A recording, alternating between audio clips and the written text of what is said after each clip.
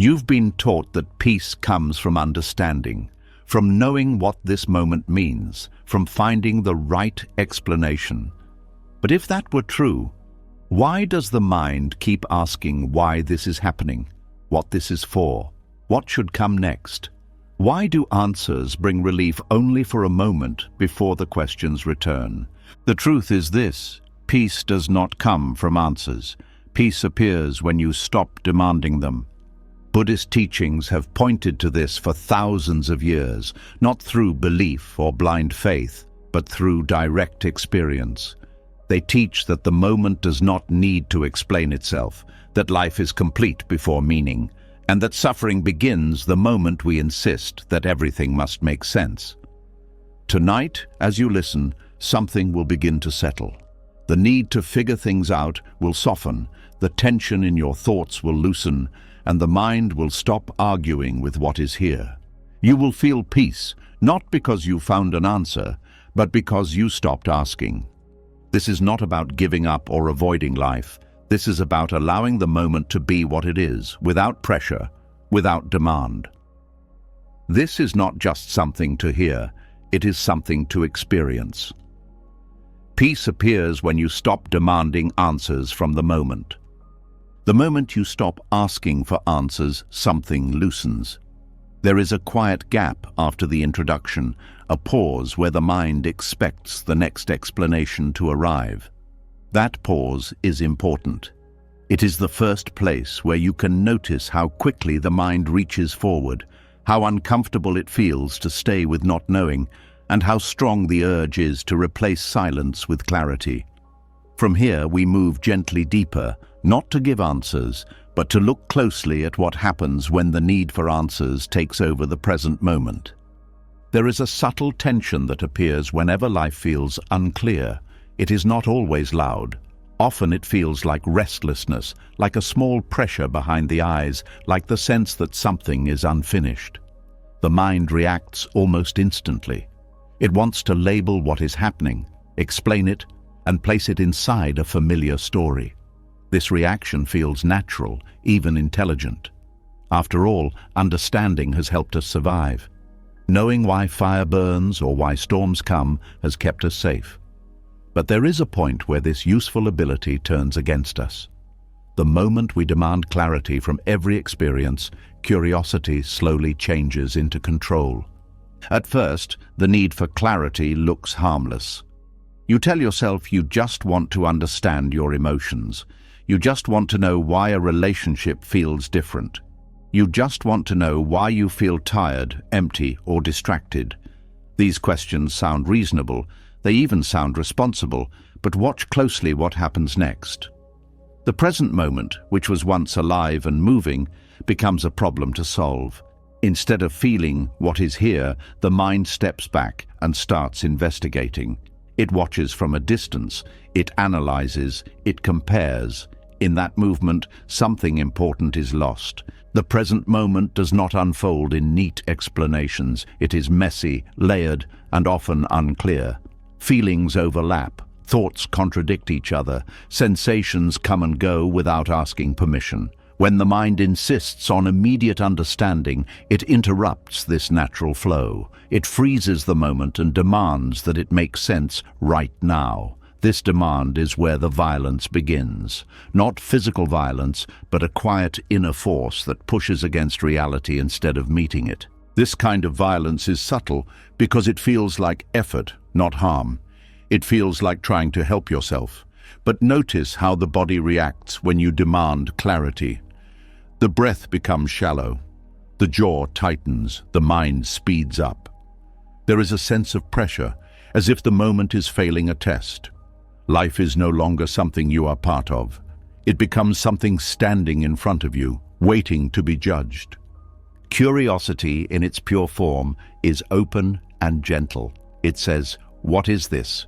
Without needing an answer right away, it stays close to experience. It listens. Control, on the other hand, says, "Tell me now." It does not trust the process of unfolding. It believes that without immediate understanding, something is wrong. When curiosity turns into control, the mind stops receiving and starts forcing. This is why the insistence on clarity often creates more confusion, not less. The mind keeps digging for answers, but the ground it is digging into is alive. Each moment changes as you touch it. By the time you think you understand, the experience has already moved on. This creates a sense of chasing your own thoughts, always one step behind, always slightly dissatisfied. The harm deepens when this habit becomes automatic. Over time, the mind learns to question everything before allowing it. Joy is questioned. Sadness is questioned. Calm is questioned. Even peace is questioned. Why do I feel calm? Will this last? What does this mean? The moment is never allowed to simply be. It must pass through the filter of explanation before it is accepted. This constant filtering creates distance between you and your own life. There is also fear hidden inside the need for clarity. Not always obvious fear, but a quiet discomfort with uncertainty. Uncertainty feels unsafe to the mind because it cannot predict what comes next. The demand for answers is an attempt to build solid ground where there is none. But life does not move on solid ground. It moves like water. When you try to freeze it into certainty, it resists. This resistance is felt as tension. The more you push for understanding, the more the moment seems to slip away. You might notice this when strong emotions arise. Sadness appears, and immediately the mind asks why. Anger appears, and the mind wants a cause, a reason, a story. Instead of allowing the emotion to move through the body, it is held in place by analysis. The energy that wanted to flow becomes stuck. This is why emotions often last longer when we overthink them. The present moment is harmed not because questions are asked, but because they are demanded. There is a difference. A gentle question can coexist with experience. A demand replaces experience. When you demand clarity, you stop listening. You interrupt. You assume that the moment must explain itself in your language, on your timeline, in a way that fits your understanding. This assumption places the mind above life, as if reality must answer to you. Over time, this creates a subtle sense of separation. You begin to feel like an observer of your life rather than a participant. You watch yourself living instead of living. Every experience becomes material for thought instead of something to be felt directly. This separation often shows up as numbness. People say they feel disconnected, empty, or distant, even when nothing is obviously wrong. The issue is not a lack of meaning, it is an excess of interpretation. When clarity is forced, presence is sacrificed. Presence requires patience. It requires allowing things to remain unfinished. It requires trusting that understanding, if it comes, will come in its own time. The demand for immediate answers breaks this trust. It tells the nervous system that something is urgent, that something must be fixed right now. The body responds as if there is danger, even when there is none. This is why overthinking feels exhausting. It is the body staying in a low-level state of alert, waiting for a conclusion that never fully satisfies. Each answer leads to another question. Each explanation opens another gap.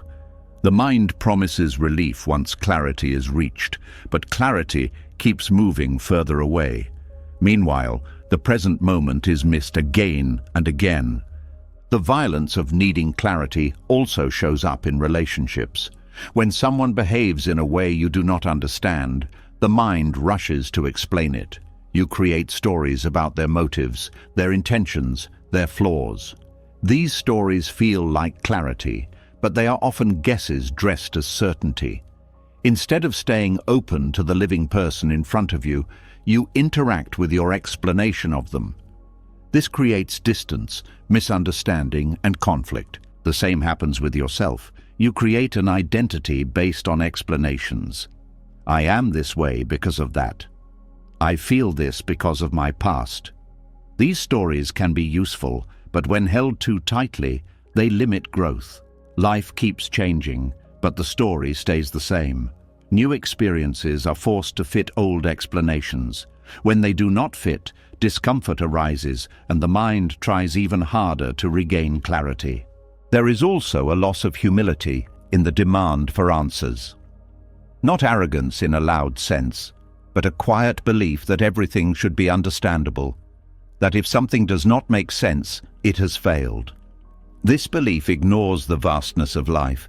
It ignores how little the mind can actually grasp.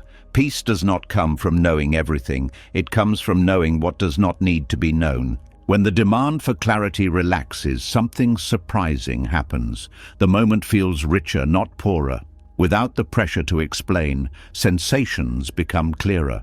Sounds are sharper. Feelings are more honest. You begin to notice details that were previously overshadowed by thought. The body relaxes because it no longer has to prepare for a conclusion.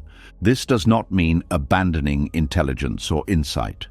It means putting them in their proper place. Understanding becomes something that arises naturally, not something forced. Sometimes clarity comes later, after the experience has passed. Sometimes it comes in a form you did not expect, and sometimes it does not come at all, and nothing is lost. The present moment is not a puzzle to be solved. It is an event to be lived. When curiosity remains soft, it supports presence. When it hardens into control, it damages it. This damage is not dramatic. It happens quietly, through habits of thought that feel normal. That is why it goes unnoticed for so long. Learning to notice the violence of needing clarity is not about stopping questions. It is about feeling the energy behind them. Are they coming from openness or from tension? From interest or from fear? From trust or from urgency? This sensitivity changes how you relate to your mind. You begin to see that not every question deserves an answer right now. As this understanding settles, the relationship with uncertainty begins to change. Uncertainty no longer feels like an enemy. It feels like space. Space where life can move freely. Space where peace can appear without being explained. And from this space, the next layer of peace begins to reveal itself, not as something you figure out, but as something that was already here once the pressure was removed. As the pressure to understand loosens, something quieter begins to show itself. After the struggle with clarity softens, there is a brief, unfamiliar stillness. The mind does not rush forward as quickly. The need to name, solve, or conclude weakens. In that small opening, peace does not arrive like a reward. It is already there, unnoticed, because it was never something you had to reach. There is a common belief that peace is the result of answers. That once the right explanation is found, once the confusion is resolved, calm will finally settle in. This belief is deeply rooted. From a young age, we are taught that questions lead to solutions, and solutions lead to relief. So the mind keeps working, assuming peace is waiting at the end of thinking. But this assumption quietly misses something essential. Peace does not come after questioning. It exists before questioning begins. Notice what happens in the brief moments when no question is active. These moments are easy to miss because they are simple. You are drinking water. You are breathing without noticing it. You are listening to a sound without naming it. In these moments, there is no problem to solve. There is no demand placed on the experience. Peace is present, not as a feeling you create, but as the natural state of not interfering. The mind does not like this simplicity. It quickly steps in and asks, "What was that?" or "How do I keep this?" The moment a question appears, peace seems to disappear. But it did not leave. Attention shifted. The question did not remove peace, it covered it. Peace, as an unasked question, means understanding that peace is not something produced by the mind.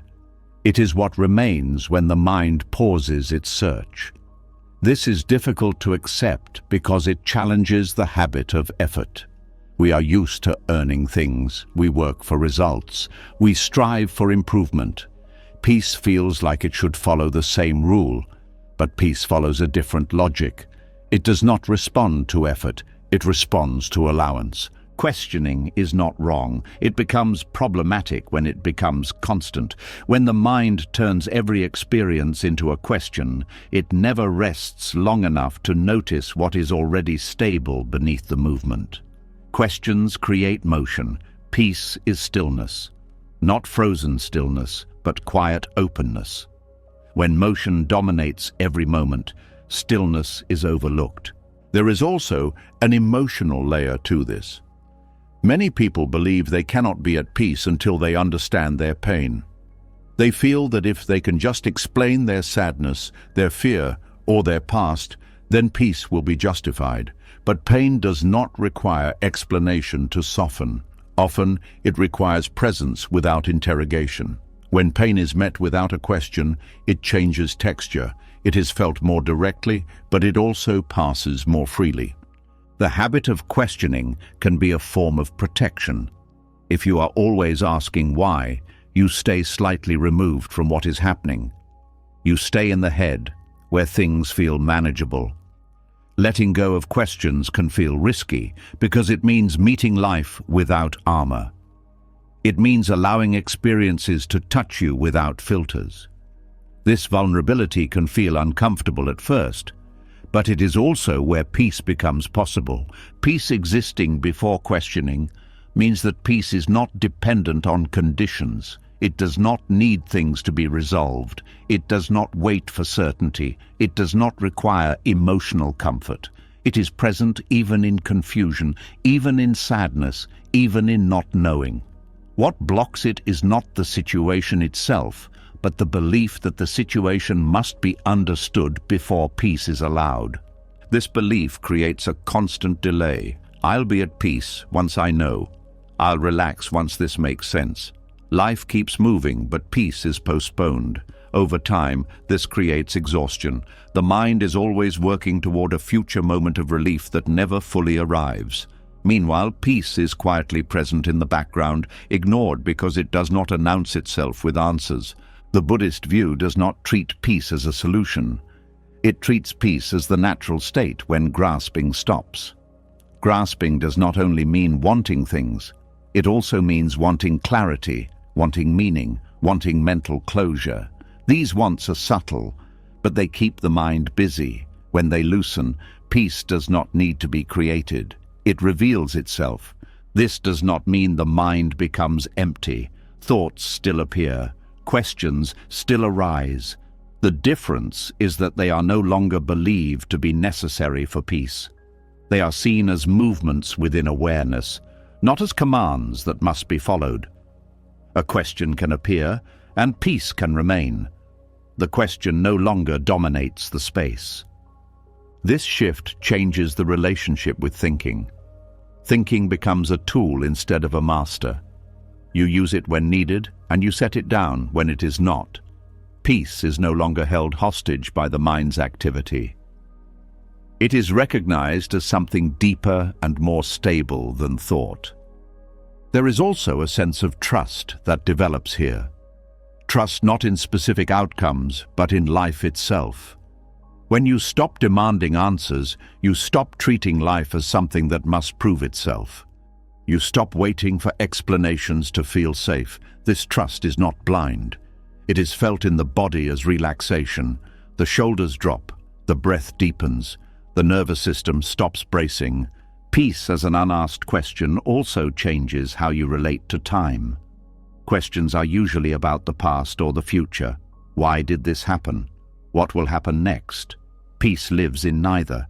It lives in what is happening now, before it is turned into a story. When questioning quiets, attention returns to the present. Not as an idea, but as a direct experience. This presence does not feel dramatic. That is why it is often overlooked. It feels ordinary, simple, almost too simple to be valuable. The mind wants something more impressive, something it can point to and say, "This is it." Peace does not need to be pointed at. It is what allows pointing to happen. There is a subtle freedom in realizing that peace does not depend on understanding. You no longer have to solve your life to be at ease. You no longer have to explain yourself to yourself. You no longer have to justify your feelings. This freedom does not make life easier in every way, but it makes it lighter. There is less inner resistance. This also changes how challenges are met. Difficult moments still arise. Pain still happens. But there is less internal argument, less mental noise saying, "This shouldn't be happening," or "I need to understand this right now." Without that noise, the experience, even if uncomfortable, is simpler. It has fewer layers. It moves through more cleanly. Peace as an unasked question does not mean avoiding reflection. It means knowing when reflection is helpful and when it is harmful. Reflection after the fact can bring insight. Reflection during the moment often pulls you out of it. Learning this difference is part of maturity. It is learning to sense when the mind is curious and when it is restless. Over time, this way of relating to peace changes identity itself. You stop seeing yourself as someone who must constantly figure things out. You stop measuring your worth by how well you understand your life. You become more comfortable with mystery, not as something romantic, but as something normal. Life becomes less of a problem and more of a process. This does not lead to passivity. Action still happens. Decisions are still made, but they arise from clarity that is felt, not forced. There is less second-guessing, less overthinking. Actions feel more aligned because they come from presence instead of pressure. When peace is no longer treated as an answer, the search for it relaxes. And when the search relaxes, peace becomes obvious. It was never hidden. It was simply overlooked in the noise of questioning. This recognition does not arrive as a dramatic moment. It arrives quietly, often unnoticed, like realizing you have been breathing freely after letting go of tension you did not know you were holding. As this understanding deepens, another shift begins to form. If peace does not come from answers, then what keeps the mind so attached to explaining everything? What is it protecting? What is it trying to preserve?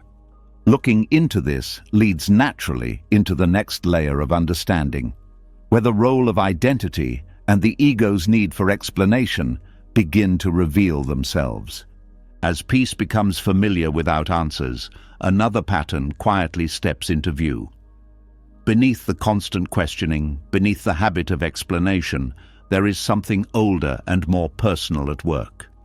The mind is not only asking questions out of curiosity, it is protecting something. It is holding together a story it is afraid to lose. There is a subtle discomfort that arises when explanations fall away. It feels like standing without a name, without a role, without a clear sense of who you are in this moment. This discomfort is not accidental. The ego depends on explanations to survive, not because explanations bring truth, but because they maintain continuity. They keep the sense of me intact from one moment to the next. The ego is not an enemy. It is a function. It organizes experience into a story that feels familiar. It says, "This is who I am. This is what happened to me. This is why I feel this way." These explanations form a thread that connects past, present, and future. Without them, identity feels unstable. The mind reacts to this instability by demanding reasons. Notice how quickly explanations appear when something unexpected happens. A sudden emotion arises, and the mind rushes to explain it. A change occurs, and the mind searches for a cause. This reaction is automatic. It is not guided by wisdom. It is guided by fear of fragmentation. The ego needs everything to fit into a narrative so it can say, "I am still here. I still make sense." This is why the mind often prefers familiar explanations over true insight. Familiar explanations reinforce identity. True insight sometimes dissolves it. When something is deeply seen, old stories lose their grip. The ego senses this threat and responds by creating more explanations, not fewer. It talks more. It analyzes more. It fills silence with commentary. Explanation becomes addictive because it gives a sense of control. When you can explain something, you feel positioned above it. You feel like the observer, the knower. This position strengthens identity. It creates distance between me and what is happening. The ego prefers distance because closeness threatens its structure. Direct experience has no center, stories do. The need for reasons often disguises itself as self-improvement. The mind says it wants to grow, to heal, to understand. But beneath this intention is often a deeper motive, to maintain a consistent self-image. I am the kind of person who knows why things happen. I am someone who understands myself. These identities feel safe. Letting go of explanation feels like losing ground. This is especially clear when life challenges identity. When something happens that does not fit the story you have about yourself, the mind becomes frantic. It demands reasons urgently. Why did this happen to me? What does this say about who I am? The explanation becomes a way to repair the story, to make the event fit the character you believe yourself to be. But life does not follow personal narratives. Events unfold independently of identity. When the ego tries to force meaning onto them, suffering increases. The event itself may be painful, but the struggle to explain it often adds a second layer of pain. The mind resists the idea that something can happen without fitting into a clear story. The addiction to explanation also shapes memory. The ego does not remember events as they were. It remembers them as they support identity. Certain details are highlighted, others are ignored. Over time, memory becomes a tool for self-definition rather than truth. Explanations reinforce this selective remembering. They keep the narrative consistent, even if it is incomplete. This is why explanations feel comforting. They give the illusion of stability. They say, I know where I stand, but this stability is fragile. It requires constant maintenance. Each new experience must be explained and integrated. Each contradiction must be smoothed over. The ego is always working, even when it claims to be searching for peace. When explanations are not available, anxiety often appears. This anxiety is not always about the situation itself. It is about the threat to identity. Without reasons, the ego feels exposed. It does not know how to place itself. It does not know what role to play. This vulnerability feels unsafe, so the mind reacts by searching harder. This is why silence can feel uncomfortable.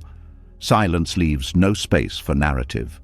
It removes the familiar reference points. In silence, there is experience without explanation. There is awareness without a center. The ego interprets this as danger. It tries to reassert itself through thought. Understanding this mechanism changes how you relate to your mind. You stop assuming that every question is wise. You begin to see that many questions are defensive. They are attempts to protect identity rather than discover truth. This recognition does not require judgment. It only requires honesty. When you see the ego's addiction to explanation, you also see why peace feels threatening at first.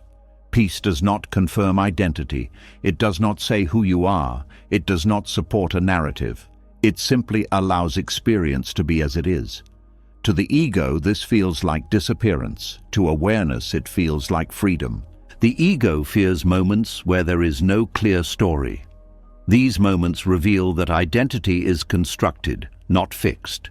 When explanations fall away, what remains is presence without definition.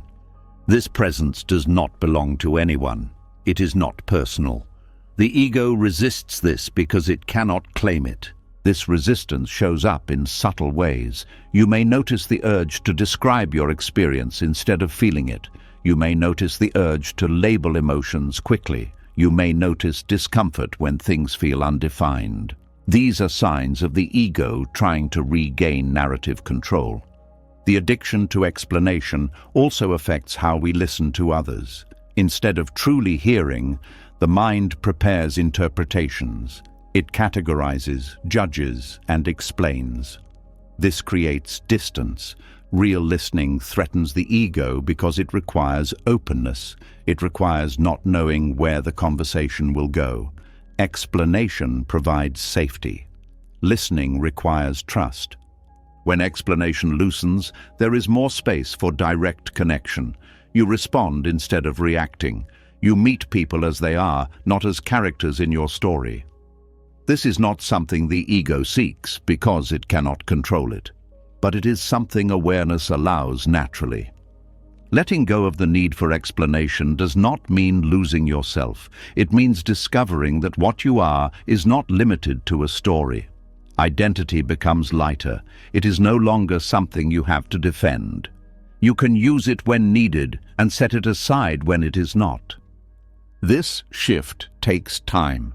The ego does not dissolve all at once. It loosens gradually through moments of noticing. Each time you allow an experience without explanation, the grip weakens slightly. Each time you rest in not knowing, the need for narrative loses some of its urgency. As this happens, peace deepens, not as an emotion, but as a background stability. You begin to sense that peace does not depend on who you think you are. It does not depend on maintaining a story.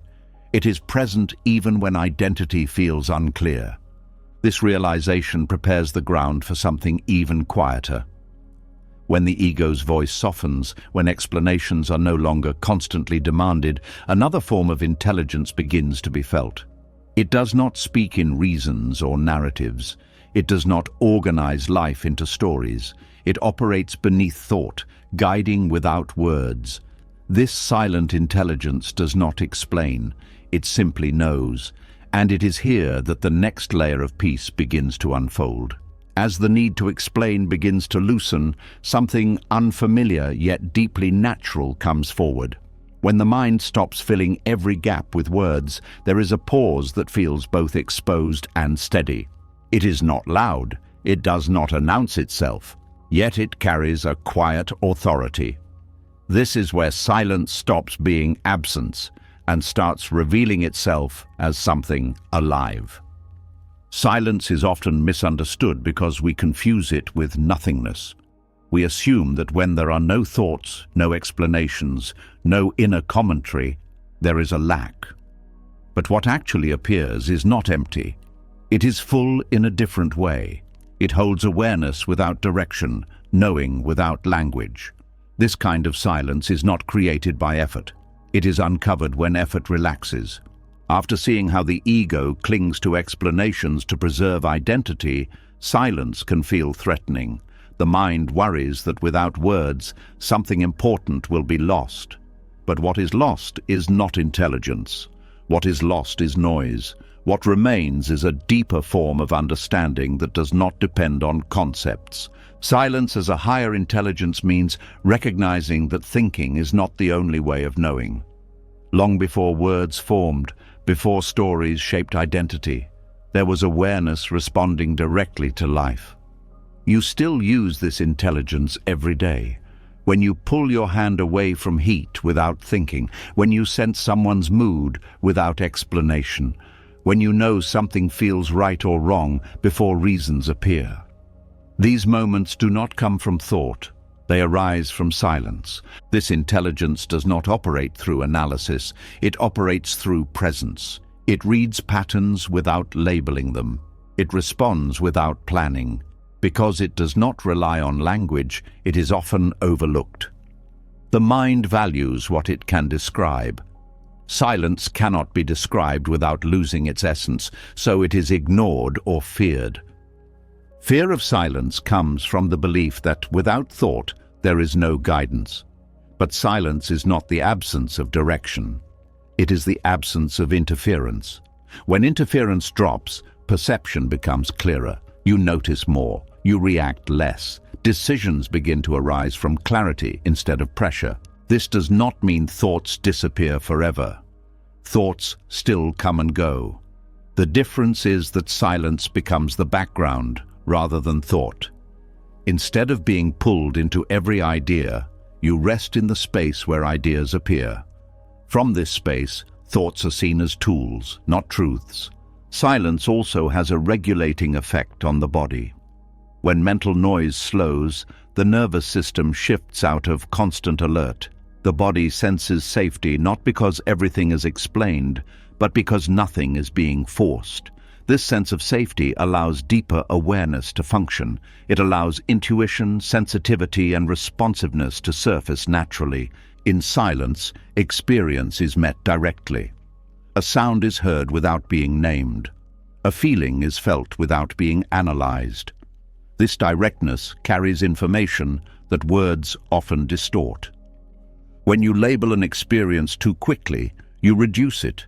You compress it into a concept that can be managed. Silence allows experience to remain whole. This wholeness is why silence feels intelligent. It does not break life into pieces. It sees patterns as they are. It does not rush to conclusions. It does not need to be right. It does not defend itself. It simply knows how to stay with what is happening. Many people try to reach silence by stopping thoughts forcefully. This creates tension.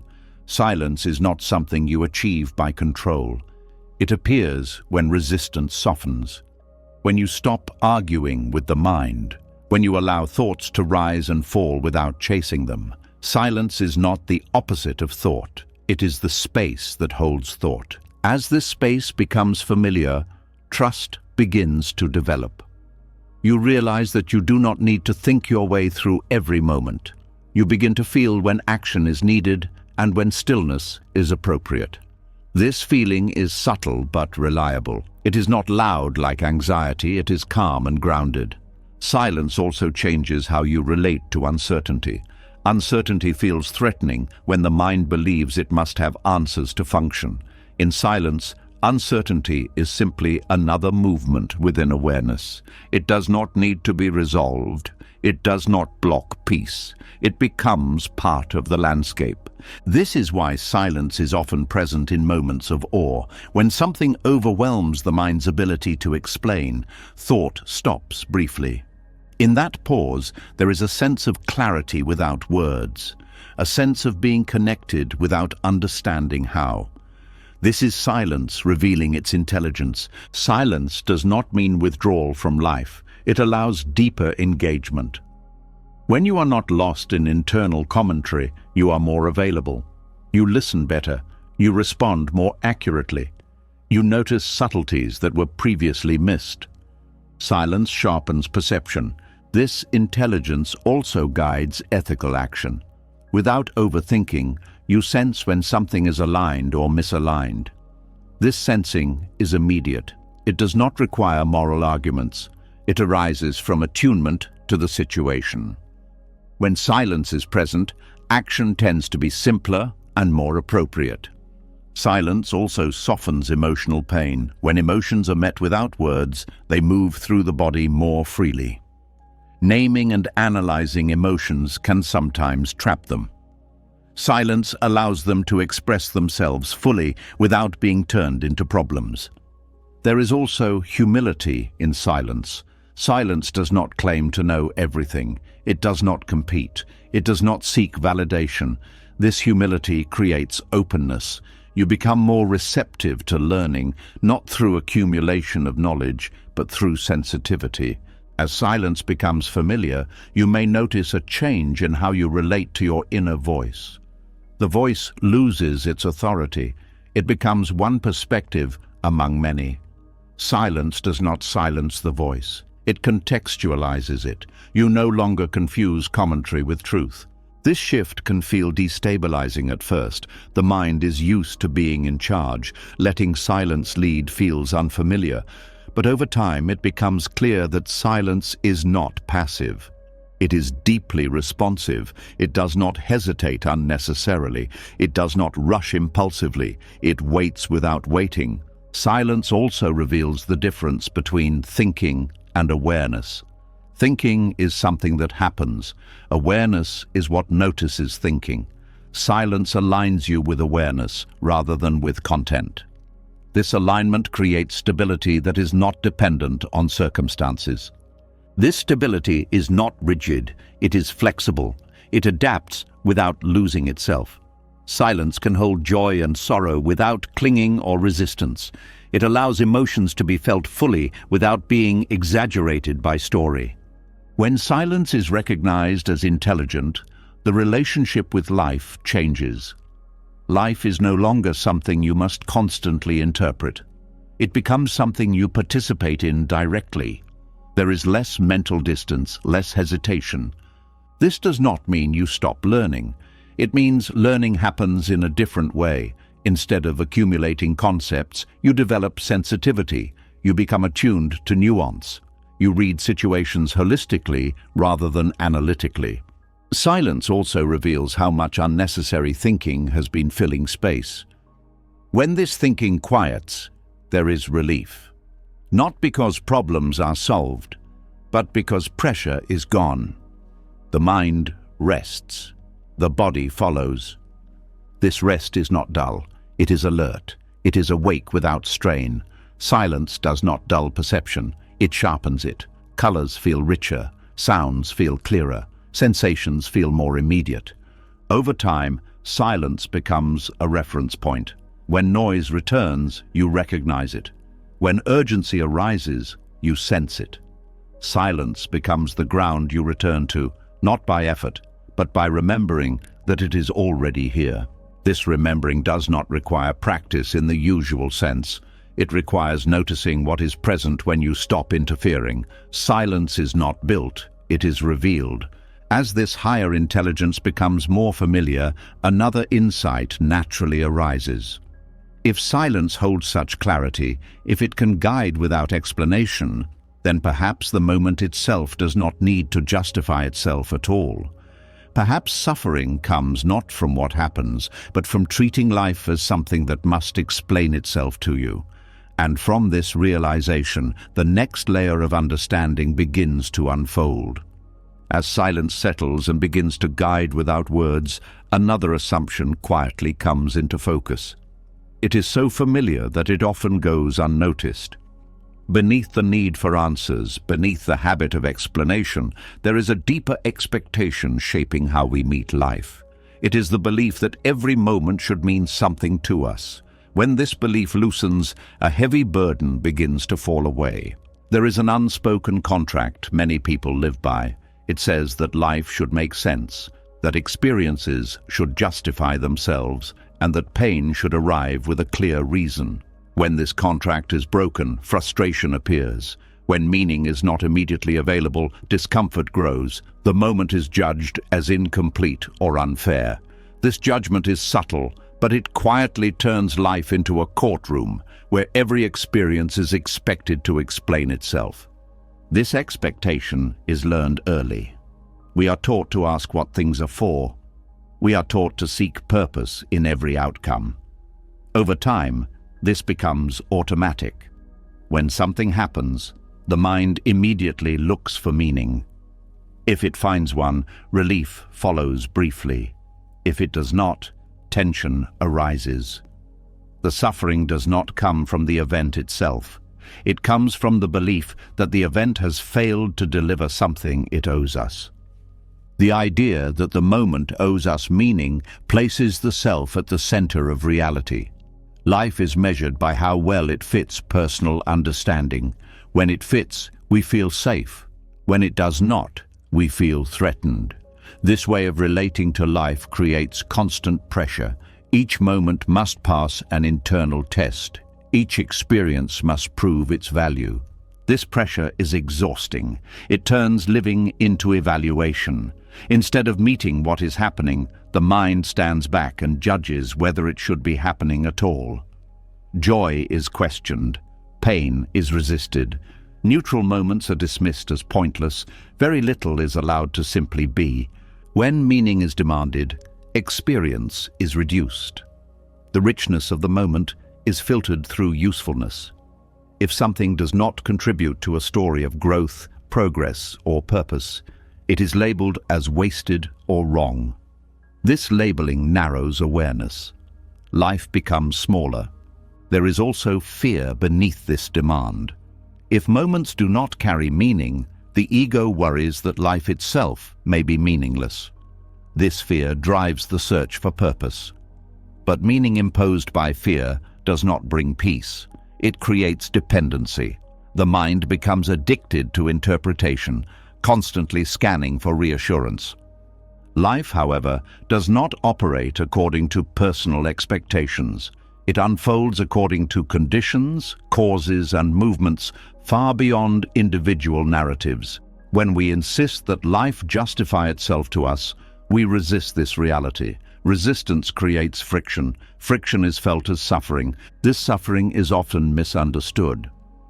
People believe they suffer because life is difficult. But many difficulties pass without leaving deep scars. What lingers is the inner struggle against what happened. The belief that this should not be happening or this must mean something adds weight. The moment becomes heavier than it needs to be. When the belief that the moment owes meaning begins to dissolve, something opens. Experiences are allowed to stand on their own. A moment can be pleasant without being important. A moment can be painful without being meaningful. This does not make life empty. It makes it honest. Honesty with life means allowing events to be what they are, not what they should be. This allowance does not remove pain, but it removes the added layer of mental struggle. The body feels what it feels. The mind does not demand justification. There is simplicity. This simplicity can feel unsettling at first. Without meaning to lean on, the mind feels exposed. It asks, if this means nothing, then what am I doing? But this question itself comes from the old contract. It assumes that value must be assigned to exist. In reality, existence does not require permission.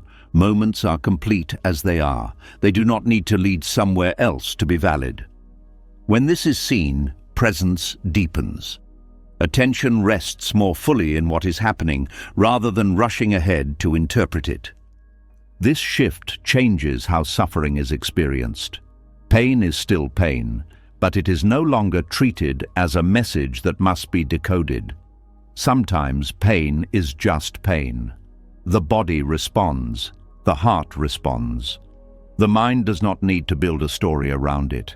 This does not mean ignoring reflection. Reflection has its place, but when reflection becomes a demand placed on the moment itself, it disrupts presence. Meaning often arises later, naturally, without force. When it is demanded too early, it distorts experience. There is freedom in realizing that not every experience needs to teach you something. Life is not a classroom in every moment. Sometimes it is just weather. Sometimes it is just movement. Treating every moment as a lesson creates tension. Allowing moments to pass without purpose creates ease. This ease does not lead to apathy. It leads to engagement without pressure. You act when action is needed. You rest when rest is needed. You do not need a reason to be alive in this moment. You already are. When the moment is no longer asked to justify itself, gratitude changes. Gratitude is no longer about finding meaning. It becomes appreciation without reason. You appreciate because something is here, not because it fits a story. This also changes how loss is held. Loss does not need to mean something good or bad about you. It does not need to be reframed immediately. It can be honored as loss. When meaning is not forced, grief moves more naturally. It does not get trapped in explanation. The idea that life must make sense to be bearable is deeply ingrained. Letting go of it feels like stepping into unknown territory, but in that territory, there is less resistance, less argument with reality. The moment is met more directly. This direct meeting brings a quiet relief. The mind no longer has to defend itself against life. It no longer has to prove that things are okay or not okay. They simply are. When life is allowed to be without justification, peace becomes more stable. It does not depend on interpretation. It does not collapse when meaning is unclear. It remains even when answers do not come. This reframing also softens judgment. When you stop demanding meaning from your own experiences, you stop demanding it from others. You become more patient, more open, less reactive. The moment not owing you meaning does not make life smaller, it makes it wider. There is room for mystery, room for contradiction, room for experiences that cannot be explained. As this understanding settles, another subtle habit becomes visible. Even when we stop demanding meaning, there can still be a quiet waiting inside us. A waiting for outcomes, for insight, for something to arrive later. Seeing this waiting clearly opens the door to the next layer of peace, where presence no longer bargains with the future at all. As the demand for meaning falls away, a quieter habit reveals itself. Even when the moment is allowed to be as it is, there can still be a subtle leaning forward inside, a sense of waiting. Not obvious, not loud, just a gentle tension that says, something should come from this. When this tension is seen clearly, a deeper level of peace becomes possible. There is a difference between being present and waiting. On the surface, they can look the same. You may be sitting quietly, breathing, doing nothing, but inside, something is leaning ahead. The mind is patient on the outside, yet secretly bargaining on the inside. It waits for clarity, for relief, for insight, for change. This kind of waiting keeps one foot in the future. Presence becomes conditional. Waiting without expectation is not passive. It is not dull. It is alert without reaching. It is staying with what is here without asking it to turn into something else. This is a subtle art because the habit of expectation is deeply ingrained. The mind is trained to expect results. When it does not expect results, it often feels lost. Expectation often hides behind good intentions. You may sit quietly hoping for peace. You may observe your breath, hoping for calm. You may listen to teachings, hoping for understanding. These hopes seem harmless, but they shape the experience. They turn presence into a means to an end. The moment becomes a tool instead of a living reality. When presence is used as a tool, disappointment is never far away. If nothing happens, frustration appears. If something happens, attachment forms. Either way, peace remains unstable. It depends on outcomes. Waiting without expectation removes this instability. It allows the moment to be complete without needing to produce anything. This does not mean nothing happens. It means whatever happens is not demanded. There is a quiet strength in this kind of waiting. It does not collapse into impatience. It does not push forward, it rests. This resting is not sleep, it is awareness without agenda. The Buddhist tradition often speaks of patience, but this patience is not endurance. It is not tolerating the present until something better arrives. It is intimacy with what is here. It is staying close to experience without trying to improve it. Expectation creates distance. When you expect something, you step back slightly.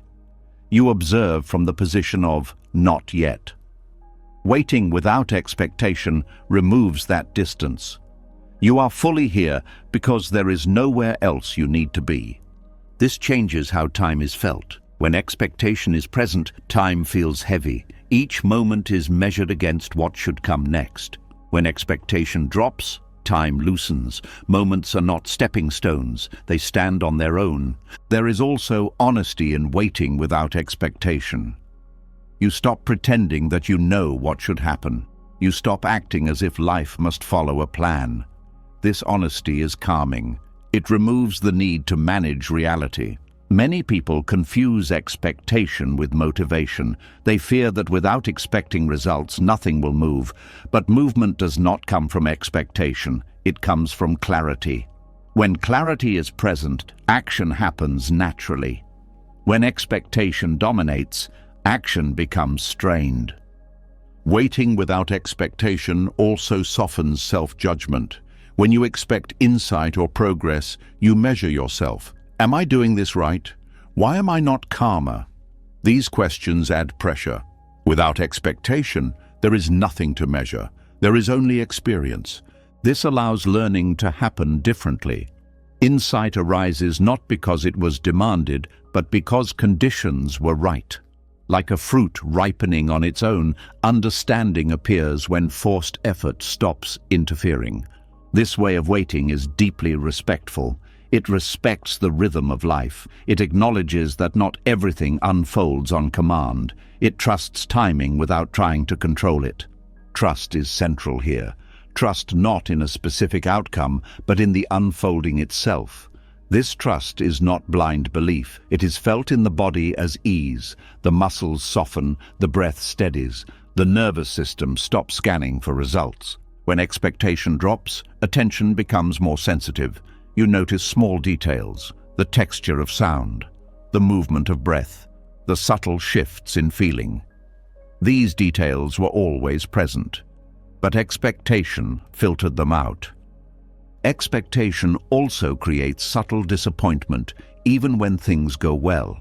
If you expect calm and feel calm, the mind quickly wants more. If you expect insight and receive insight, the mind wants to keep it. Waiting without expectation prevents this cycle. Experiences come and go without being owned. This does not mean becoming indifferent. Care still exists. Interest still exists. The difference is that care is not tied to outcome. You engage fully, but you do not cling. Waiting without expectation also changes how difficulty is held. When something unpleasant happens, expectation often says, "This should end soon." When it does not, resistance grows. Without expectation, the unpleasantness is met directly. It may still be uncomfortable, but it is simpler. There is less inner struggle. This simplicity allows resilience. You are less shaken by change because you were not waiting for stability. You were present with movement itself. Change becomes less threatening. This art also reveals how often expectation disguises itself as hope. Hope can be nourishing, but it can also delay presence. When hope leans too far into the future, the present becomes a waiting room. Waiting without expectation brings life back into the room you are already in. There is also humility here. Waiting without expectation accepts that you do not know what is best in every moment. It allows life to surprise you. Surprise is not possible when outcomes are already decided in the mind. This openness invites creativity. Without expectation, responses are fresh. You are not repeating patterns. You are meeting situations as they arise. This freshness feels alive. Over time, waiting without expectation becomes natural. You stop needing to remind yourself. The body learns that it is safe to be here without guarantees. This learning is deep. It changes how stress is experienced. Urgency loses its grip. This does not mean that goals disappear. Goals exist, but they no longer dominate the present. You can plan without living inside the plan. You can move forward without abandoning now. The most subtle shift is that peace stops being something you wait for. It becomes something you notice. It was present even while waiting, but expectation hid it. When expectation fades, peace is not dramatic. It is quiet, steady, and unremarkable. That is why it is real. It does not depend on special states or insights. As this way of waiting settles, another habit becomes visible. Even without expectation, the mind may still try to explain what is happening. It may still ask why. Seeing how this question pulls you away from direct experience opens the next layer of understanding, where the very act of asking why is gently examined. As waiting becomes cleaner and less tied to outcomes, the mind often tries one last move to stay in charge. It does not always demand results anymore, but it still wants a handle. It still wants a lever it can pull. And the lever it reaches for most is a single word that sounds innocent, but has real power. Why? There is a special kind of ache that why carries. It can feel like a cry, like a plea, like a hidden protest. It can sound calm, but inside it often holds urgency. It says, "Explain this to me so I can finally relax." It says, "Tell me the reason so I can feel safe again." And the moment you ask it in that way, you step out of direct life and into the world of mental distance. Why is this happening? Feels like a question that should bring clarity. But most of the time, it does the opposite. It moves you away from what is real and places you into a search for mental comfort. And mental comfort is not the same as truth. Mental comfort is what the mind accepts. Reality is what is here, whether the mind accepts it or not. The question why is not always harmful. Sometimes it helps you solve a practical problem. If a machine stops working, why is useful? If you need to improve a system, why is useful? But when why is asked toward life itself, toward emotions, toward pain, toward uncertainty, it often becomes a form of resistance. It becomes a way to avoid feeling what is happening. You can notice this immediately in your body. Something uncomfortable arises, a tightness in the chest, a wave of sadness, a sense of fear. And instead of staying with the raw feeling, the mind quickly says, "Why am I feeling this?" In that moment, attention leaves the sensation and jumps into thought. The feeling is no longer met. It is investigated. The mind moves from contact to commentary. This shift seems small, but it changes everything. Direct experience is simple. It is sensation, emotion, sound, breath, movement. It does not need a story to be real. Commentary is complex. It pulls in memory, imagination, comparison, blame, and prediction. It creates a whole world on top of the moment. And this new world often feels more urgent than the moment itself. That is how you get trapped. When why becomes a habit, it turns life into a puzzle that must be solved before it can be lived. But life is not waiting for your solution. It is already happening. The sun is already setting. Your breath is already moving. People are already speaking. Your heart is already responding. When why takes over, you miss what is actually there. The mind believes that understanding will bring relief. So it asks why, as if it is opening a door, but many times it is closing one. It closes the door to contact because contact requires staying close to discomfort without turning away into explanations. This is where why becomes a kind of avoidance that looks intelligent. It can feel mature to analyze yourself. It can feel wise to search for causes. But if the searching keeps you from feeling and living, it is not wisdom. It is fear dressed in clean language. There is another hidden problem with why. It often assumes that there is a single clear reason behind complex experiences. But human life is not built from single causes.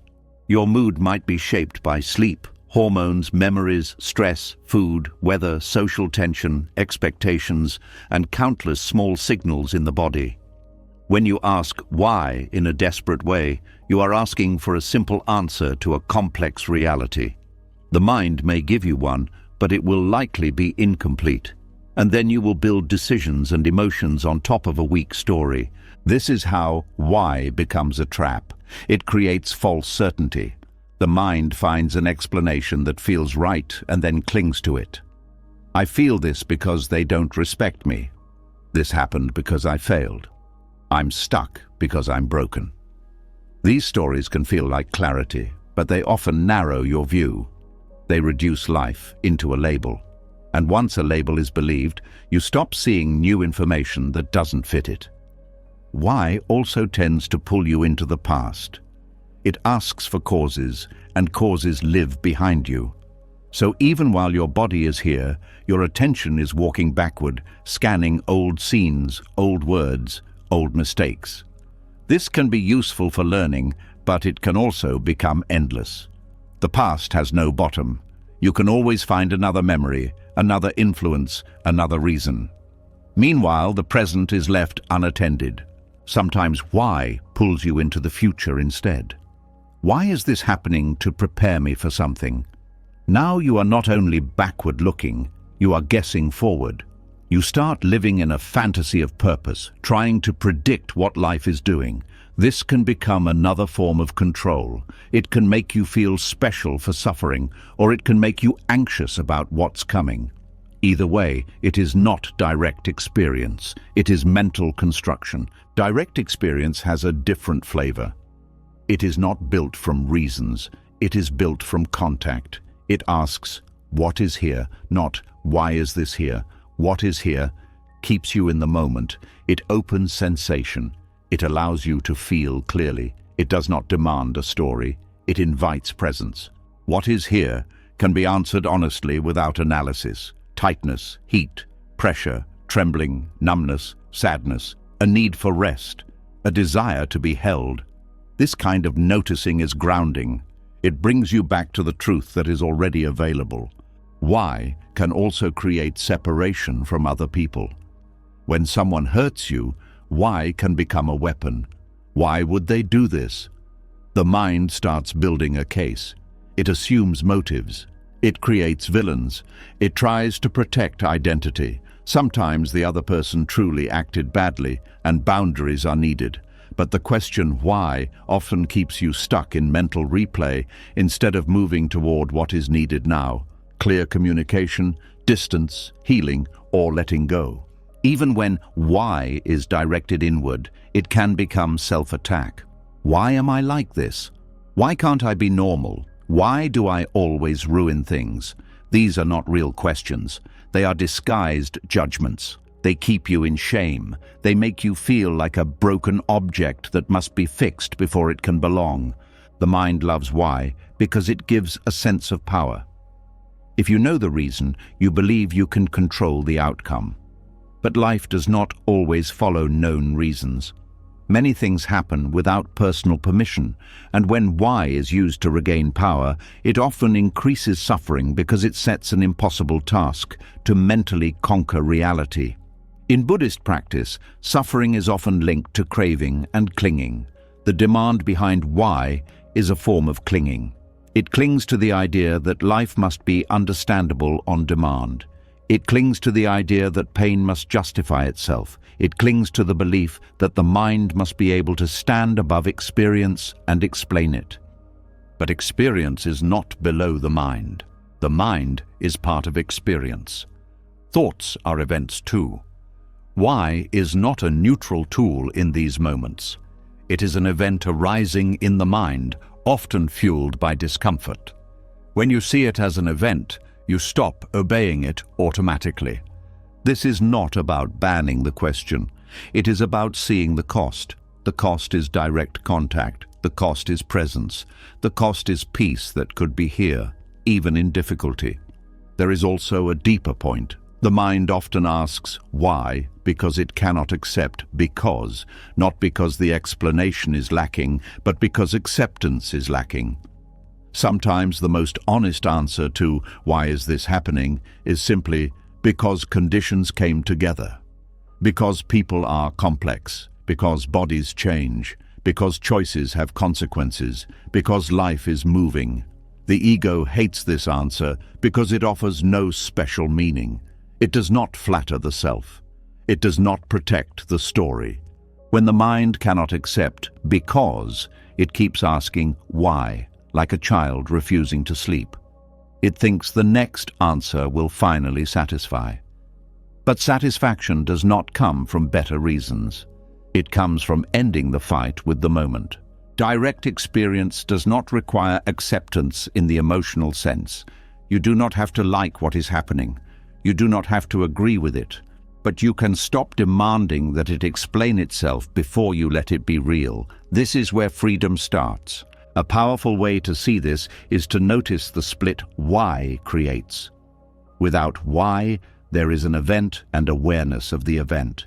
With why, there is an event, awareness, and a judge standing outside, asking for justification.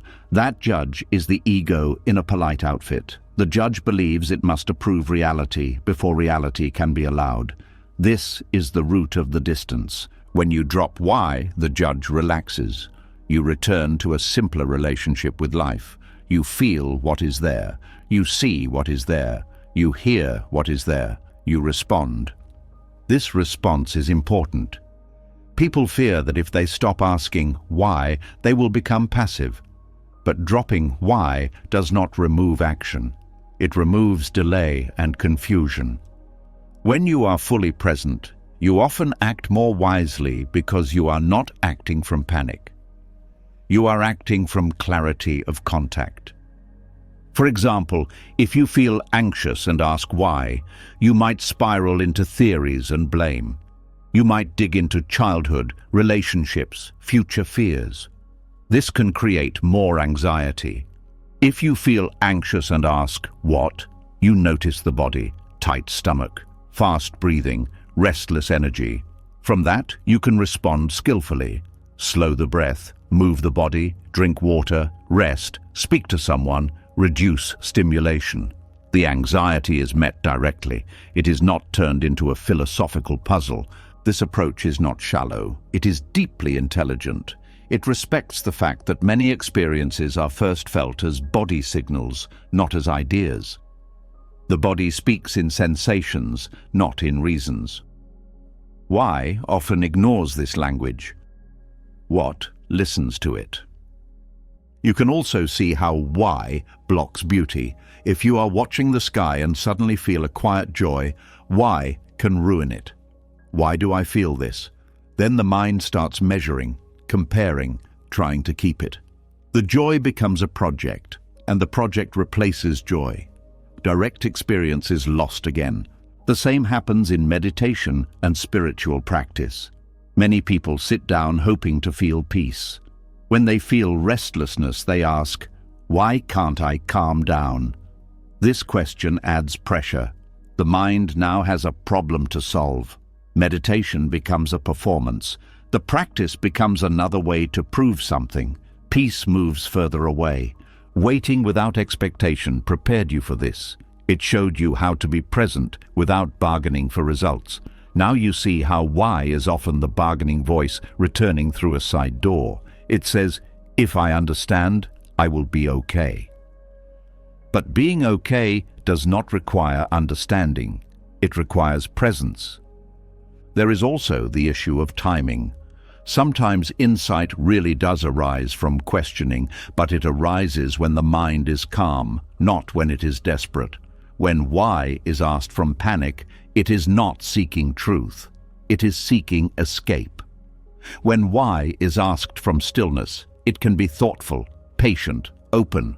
The same word, different energy. So the key is not the word. The key is the relationship behind it. Is the question trying to control the moment, or is it exploring gently? Most why questions in suffering are not gentle. They are tight. They are urgent. They are attempts to wrestle reality into something manageable. To move toward direct experience, you learn a simple skill. Notice the urge to ask, why, then pause. Feel what is underneath it. Often you will find fear, discomfort, a need for certainty, or a wish to be reassured. When you meet that underlying feeling directly, the question loses its grip. You can also replace why with more grounded questions that keep you close to reality. What is happening in my body right now? What do I need in this moment? What is the next kind step? What is within my control? These questions do not demand the universe to justify itself. They support direct contact and wise response. This does not mean you stop learning from your life. It means you stop demanding that learning happen instantly in the middle of pain. Learning can come later. Healing can unfold without being forced. In fact, it often unfolds better when it is not forced. When why no longer blocks direct experience, you begin to notice something strange and beautiful. Reality feels closer, not always comfortable, but closer. You stop living at a distance from your own life. You stop watching yourself from the outside. You come back into the room. And once you are back in the room, another deeper shift becomes possible. Because if why has been a way to hold life at a distance, then what happens when the old stories that why tries to protect start to collapse? What happens when narrative breaks and you are still okay? That is where the next layer of peace begins to open, not as a concept, but as liberation. When the question why finally loosens its grip, something unexpected happens. the mind does not immediately replace it with a better answer. Instead, there is a gap. In that gap, the familiar story about who you are and what your life means starts to feel less solid. This can feel unsettling at first, but it is also where a deeper freedom quietly begins. There is a moment many people experience, often during difficulty or deep reflection, when the story they have been telling themselves stops working. The explanations no longer convince, the labels no longer fit. The future they were moving toward no longer feels certain.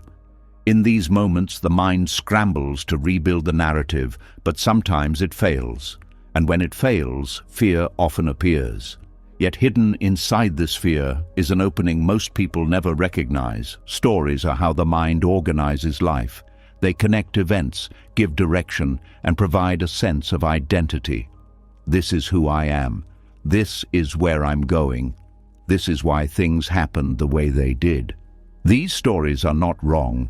They are useful, but they are not reality itself. They are maps, not the territory. When we forget this, we suffer. The collapse of narrative happens when life moves in a way the map cannot explain. A loss that does not fit the plan. A change that was never expected. An inner shift that makes old goals feel empty. In these moments, the mind can no longer maintain continuity. The past no longer explains the present.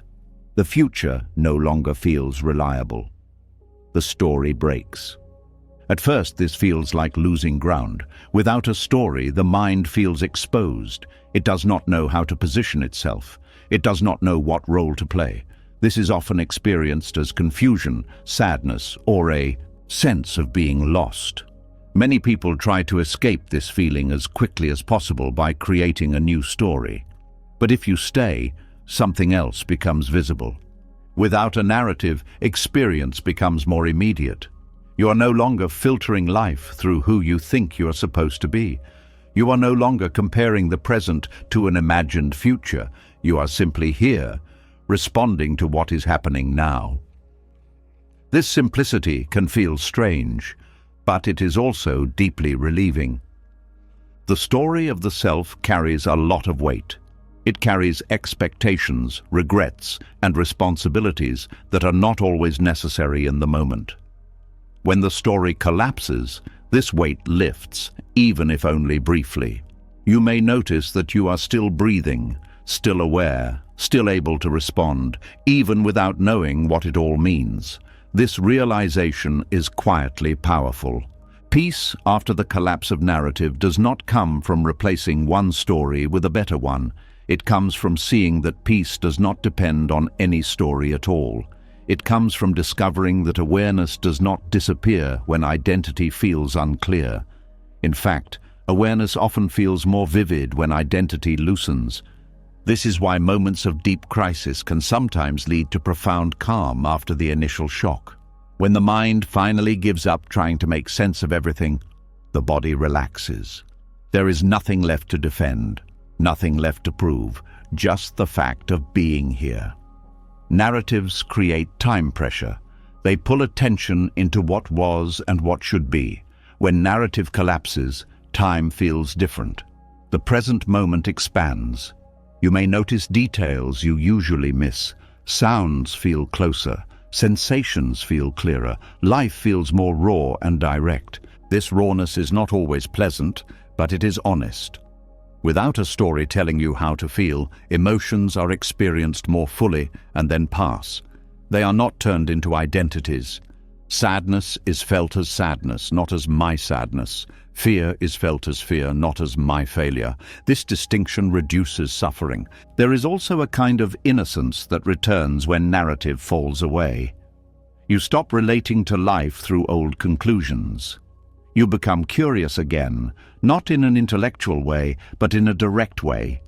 You meet situations without knowing how they should go. This openness allows new responses to emerge. Many people fear losing their story because they think it will lead to emptiness or meaninglessness. But what often appears instead is a quiet sense of presence that feels more stable than any explanation. This presence does not need a reason to exist. It does not depend on success or failure. It simply is. This does not mean that stories never return. They do. The mind naturally organizes experience. The difference is that you no longer believe the story is who you are. You see it as something that arises and fades. You use it when helpful and release it when it becomes heavy. The collapse of narrative also reveals how much suffering comes from trying to live up to an image. When the image dissolves, even temporarily, there is relief. You do not have to be anything special. You do not have to make your life meaningful in a particular way. You are allowed to be unfinished. This unfinished quality is deeply human. Life is not a completed project. It is an ongoing movement. When you stop forcing it into a story with a clear arc, you move with it instead of against it. This movement feels more natural, less strained. There is also compassion that arises here. When you see how fragile stories are, you see the same fragility in others. You realize that everyone is holding together a narrative, often out of fear. This understanding softens judgment. You become more patient, more forgiving, both with yourself and with others. Peace after narrative collapse is not dramatic. It does not announce itself. It feels like a quiet okayness, even in uncertainty. You may still not know what comes next, but the urgency to know fades. You trust that you can meet whatever comes, even without a plan. This trust is not based on confidence in outcomes. It is based on confidence in presence. You have seen that even when the story falls apart, you remain. Awareness remains. The ability to respond remains. This realization reduces fear. There is also freedom in not knowing who you are supposed to be. You can respond freshly instead of repeating patterns. You are less bound by past decisions. You are more open to change. This openness brings a sense of aliveness that stories often dull. The mind may still try to rebuild a narrative after such experiences. This is natural. But now there is a difference. You know that the story is optional. You know that peace does not depend on its success. This knowledge creates space. In this space, you may notice that life does not feel as personal as it once did. Events happen, but they are not always taken as statements about you. This reduces defensiveness. You stop interpreting everything as a reflection of your worth. This does not make you indifferent. It makes you resilient. You care, but you are not crushed when things do not align with expectations. You adapt, you move on, you stay present. Peace after narrative collapse also brings a deeper sense of humility. You see that the mind does not control life as much as it thought. This humility is not weakness, it is relief. You no longer have to carry the burden of making everything make sense. Over time, you may begin to value these moments of narrative collapse instead of fearing them. You see them as resets, opportunities to return to what is simple and real, chances to let go of stories that no longer serve. This does not mean seeking chaos or confusion. It means not clinging when clarity disappears. It means trusting that clarity is not always necessary for peace. As this trust deepens, you begin to notice another layer of experience. Beneath stories, beneath questions, beneath identity, there are sensations and emotions moving through the body. These experiences do not need to be explained or narrated. They simply want to be felt. Learning to meet them without translation opens the next doorway, where even emotional pain is no longer treated as a problem to solve, but as raw life energy waiting to move. When the story about who you are loosens and no longer defines every moment, attention naturally drops lower. It moves out of explanations and into sensation. What remains is not a concept, not an identity, but something more immediate. This is where emotional pain is finally met without language, and where something deeply misunderstood begins to reveal its true nature. There is a habit so ingrained that it feels automatic.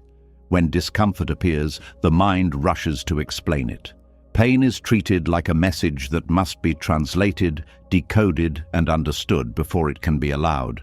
But emotional pain, at its core, is not a riddle. It is energy moving through the body before the mind turns it into a story.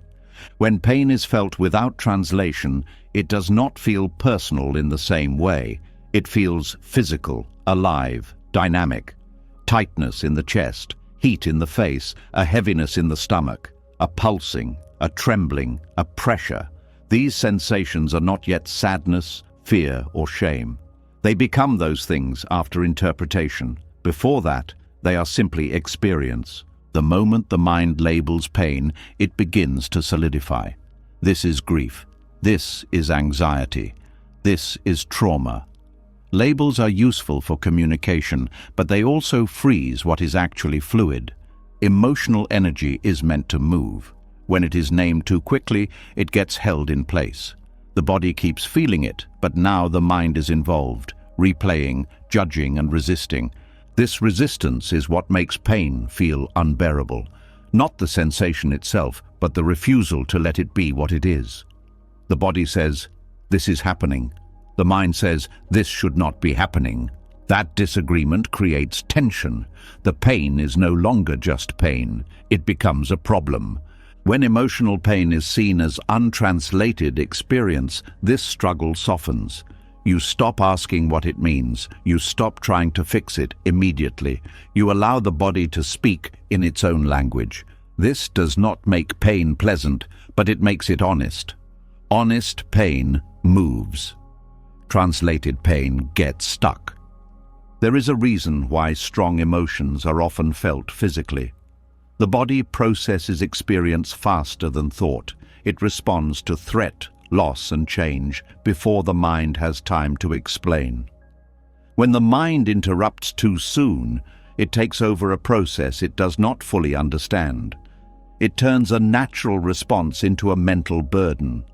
Many people believe that if they do not understand their pain, they will be overwhelmed by it. But the opposite is often true. When pain is allowed to be felt without interpretation, it tends to peak and pass. When it is constantly analyzed, it lingers. This does not mean suppressing thought. Thoughts will appear, memories will surface. The key difference is where attention rests. When attention stays with sensation, thoughts become background noise. When attention stays with thoughts, sensation becomes threatening. Emotional pain as raw energy also reveals something important about fear. Fear often comes from imagining pain will last forever. But sensation does not have a timeline. It changes moment to moment. When you stay with sensation, you notice this change. The intensity rises and falls. The shape shifts. The body releases when it is allowed. The mind, however, prefers stability, even painful stability. A story about pain feels safer than uncertainty. I am broken feels more manageable than something is moving through me. The first gives identity. The second requires trust. Trusting raw experience is not easy. It goes against conditioning. From a young age, many people are taught to explain their feelings, to justify them, to make sense of them quickly. Why are you upset? What's wrong with you? These questions teach the mind to distance itself from feeling. Over time, this distance becomes normal. People live in their heads, carrying emotional weight in their bodies without noticing. The pain becomes background tension. Fatigue, irritability, numbness. When attention finally returns to sensation, it can feel intense because it has been ignored for so long. This intensity does not mean something is wrong. It means something is finally being felt. Emotional energy that was frozen by interpretation begins to thaw. This thawing can feel uncomfortable, but it is also healing. Seeing pain as energy rather than meaning also reduces shame. Shame often comes from believing that pain says something about who you are.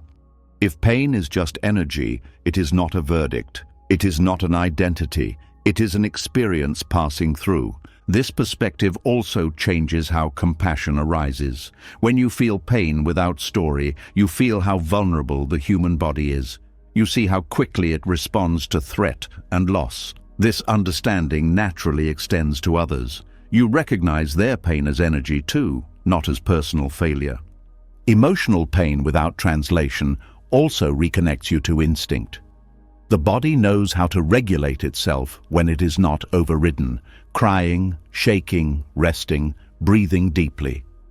These are natural responses. When the mind interferes with judgments like, "I shouldn't feel this," or "this is too much," regulation is disrupted. There is intelligence in the body that does not need explanation. It knows when to release and when to hold. It knows when to move and when to be still. But it can only do this when it is listened to. Listening to the body means slowing down enough to notice sensation, not forcing attention but allowing it.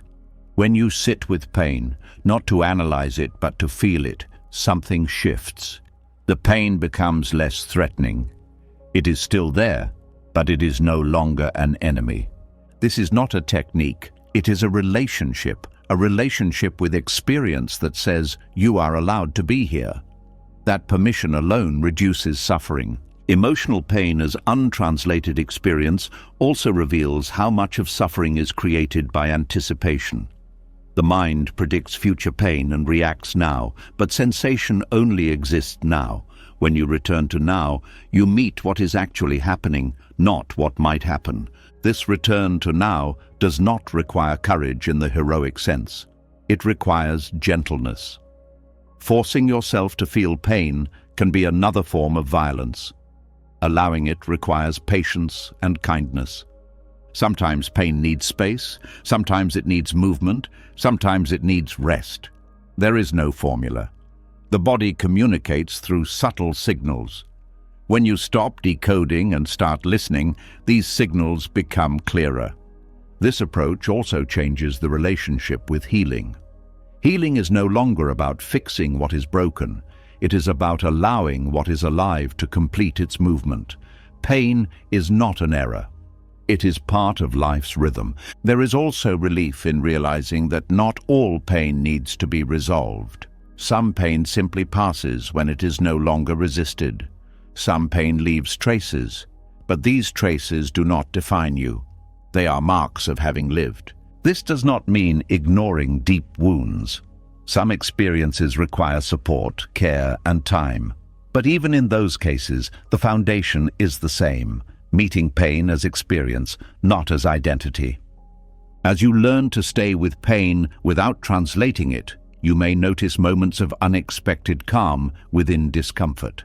These moments are not the absence of pain, they are the absence of struggle. They show you that peace and pain are not always opposites. They can coexist. This coexistence changes how you relate to life. You stop fearing difficult emotions. You stop rushing to escape them.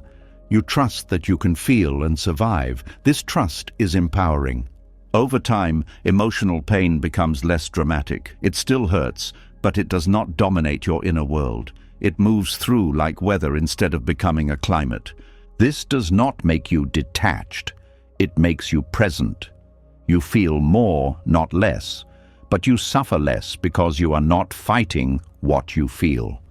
As this way of relating to pain settles, another subtle pattern begins to reveal itself.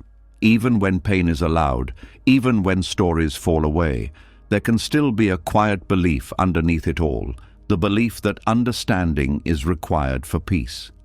Seeing how this belief hides a subtle arrogance opens the next layer of insight, where the very need to make sense of everything is gently questioned.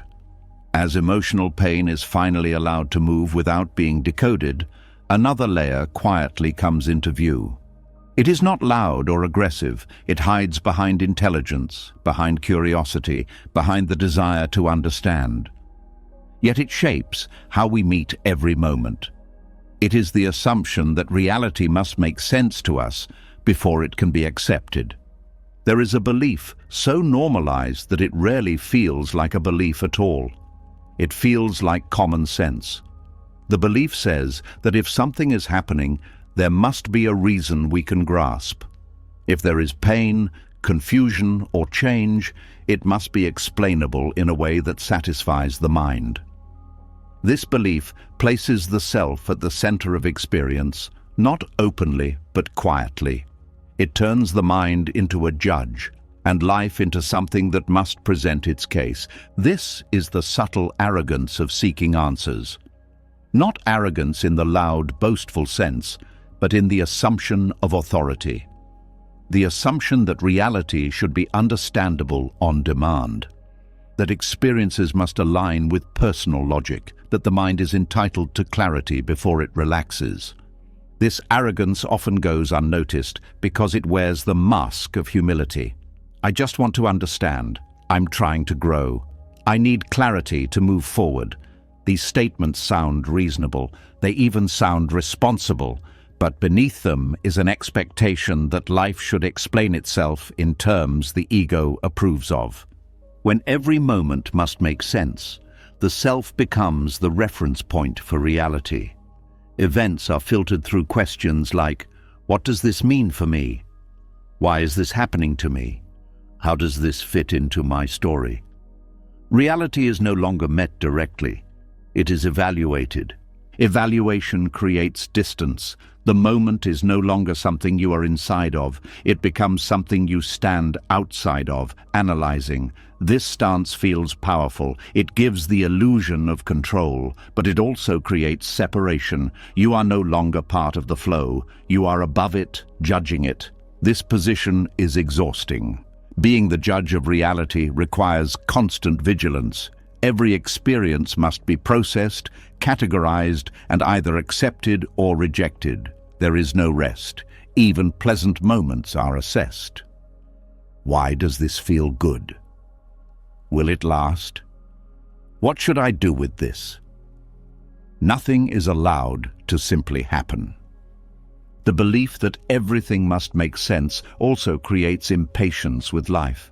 When meaning does not appear quickly, frustration arises.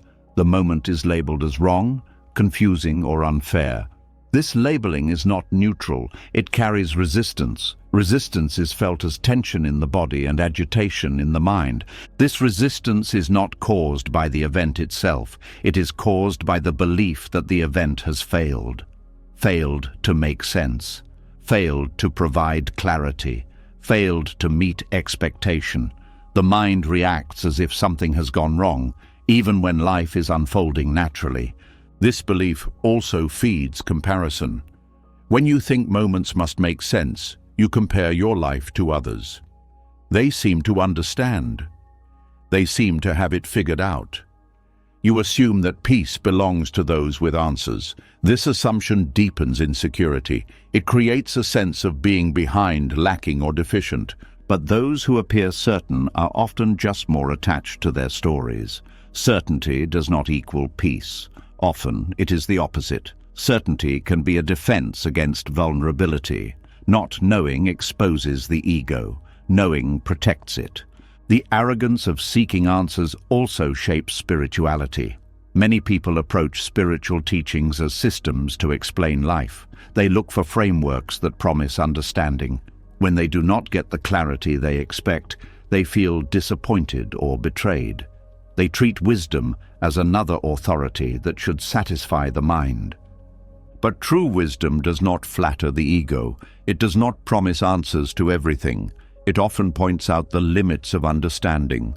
This can feel threatening to the part of the mind that wants to be in charge. There is also a subtle hierarchy created by this belief. Those who know are seen as above those who do not.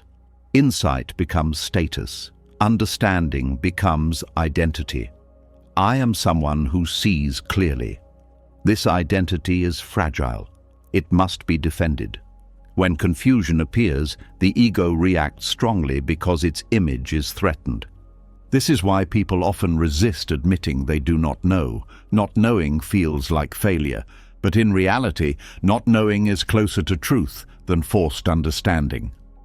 Life is vast. The mind is limited. Accepting this is not weakness. It is honesty. When the belief that everything must make sense begins to soften, humility emerges. Not humility as self-doubt, but humility as right relationship. You recognize that you are part of something larger, not the center of it. You see that reality does not exist to satisfy your need for explanation. This recognition brings relief. You no longer have to manage life. You no longer have to hold everything together mentally. You can let experiences come and go without passing judgment on their validity. This does not mean abandoning reason. Reason has its place. It helps you navigate practical matters. It helps you learn from experience. The problem arises when reason is used as a gatekeeper for peace. When peace is delayed until understanding is achieved, suffering becomes chronic. The belief that understanding is required for peace creates an endless task. There will always be something unclear. There will always be aspects of life beyond comprehension. If peace depends on clarity, peace will always be postponed. This postponement keeps the mind restless. It is always almost satisfied, always one answer away. This restlessness is often mistaken for curiosity or ambition, but it is driven by fear. Fear of being wrong, fear of being lost, fear of not being in control. Seeing the arrogance in this fear is not about self-criticism. It is about clarity. It is about recognizing that the demand for sense-making is not neutral. It shapes how you live. It determines whether you meet life with openness or resistance. When you stop assuming that moments must make sense, your relationship with confusion changes. Confusion becomes a state, not a failure. It becomes something you can be with, rather than something you must escape. This ability to stay with confusion is a form of maturity. Staying with confusion does not mean staying stuck. It means not panicking. It means allowing clarity to come in its own time, or not at all. It means trusting that you can function without having everything explained. This trust shifts the center of gravity from the mind to awareness. Awareness does not need answers to be stable. It does not judge reality. It receives it.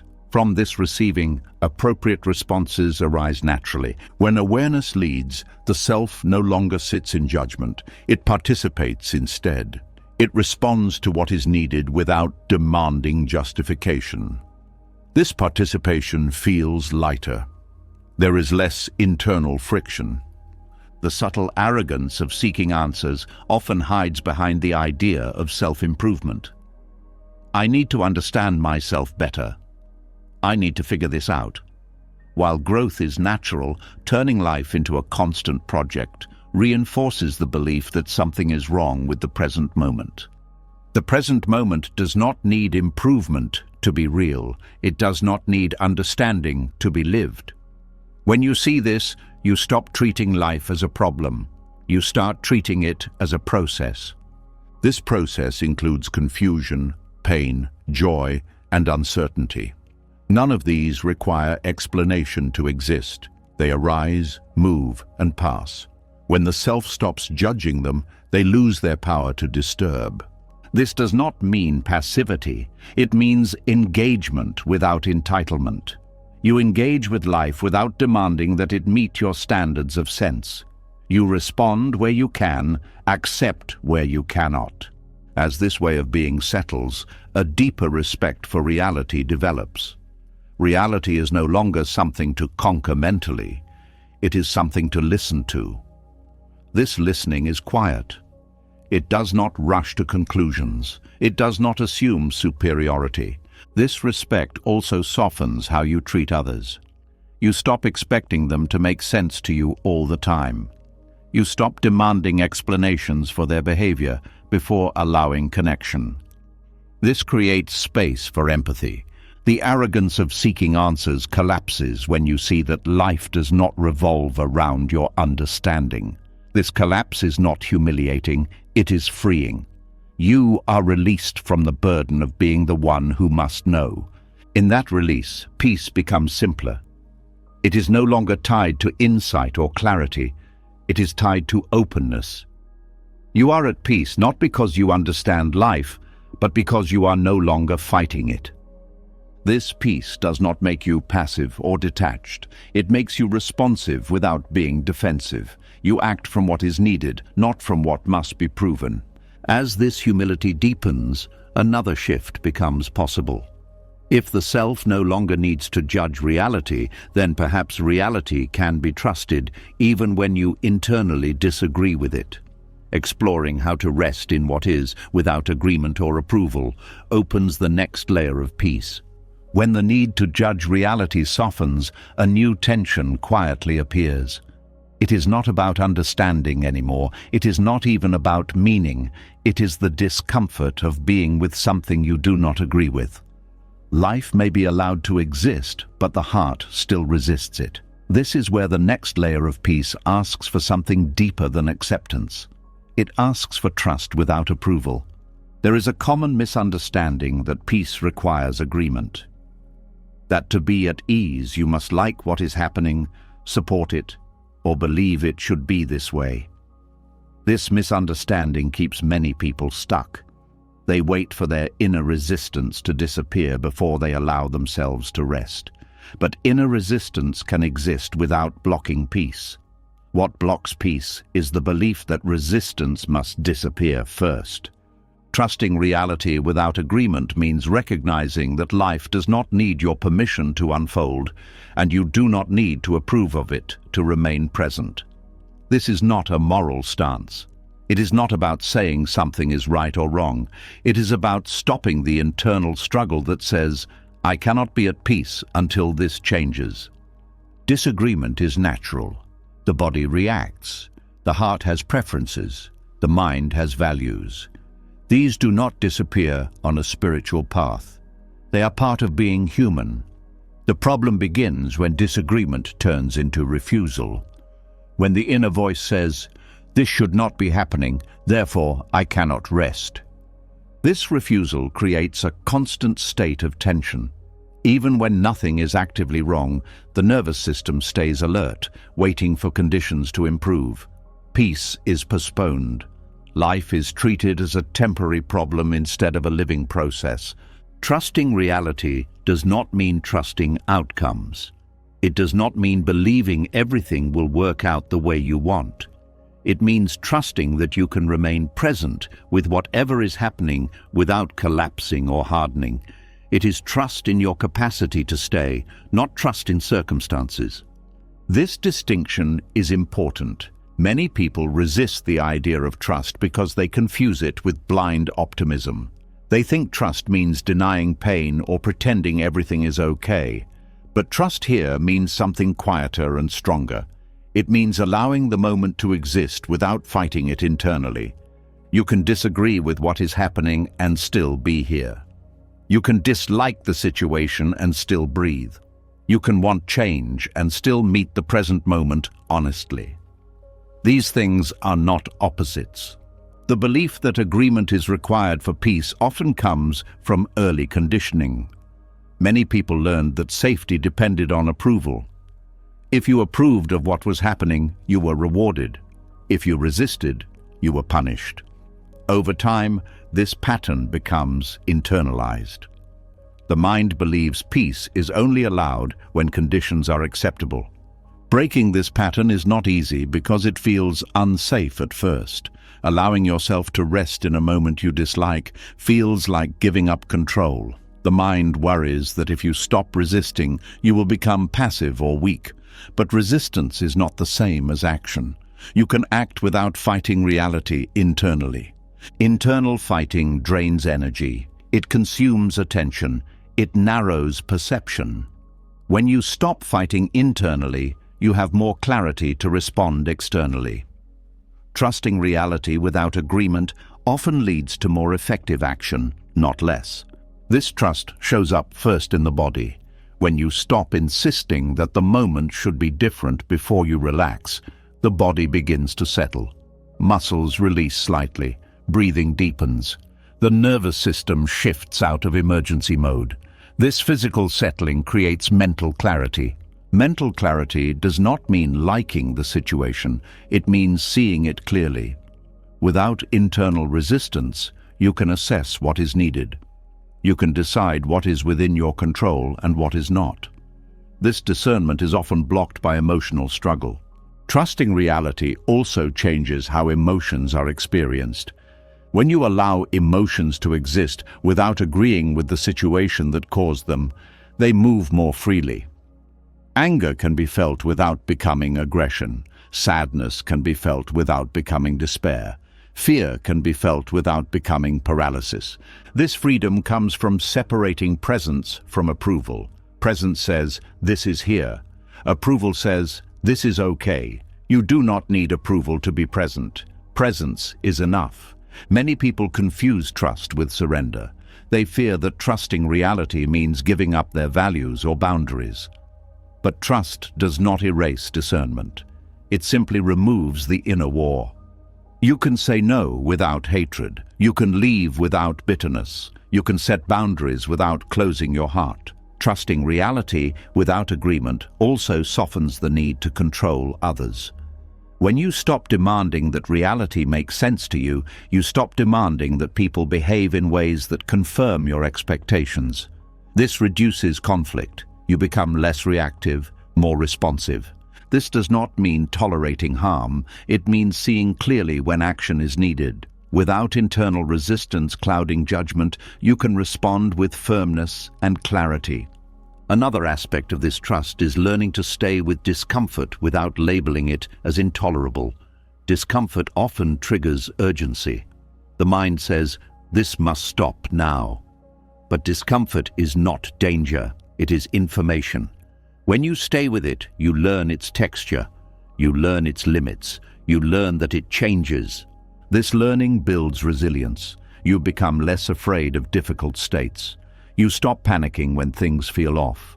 You trust that you can remain present even when conditions are not ideal. Trusting reality also changes your relationship with uncertainty. You stop needing guarantees before you relax. You stop needing certainty before you breathe fully. Uncertainty becomes a space rather than a threat. This shift is subtle but profound. It means peace is no longer conditional. It does not depend on agreement, understanding, or approval. It depends on presence. Presence does not mean passivity. It means honesty. It means meeting what is here without pretending it should be something else. From this honesty, wise action becomes possible. This trust also reduces inner conflict. Many people live with constant self-argument. One part wants acceptance, another part wants control.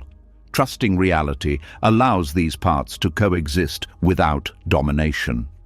You can acknowledge resistance without obeying it. You might still think, "I don't like this." But that thought no longer dictates your state. It becomes information, not a command. This distinction changes how suffering is experienced. Suffering is often the result of refusing to be with what is present. Pain plus refusal equals suffering. Pain plus presence equals experience. Trust removes refusal. This does not mean pain disappears. It means pain is not amplified by inner conflict. You feel what you feel, and that is enough. Trusting reality without agreement also brings humility.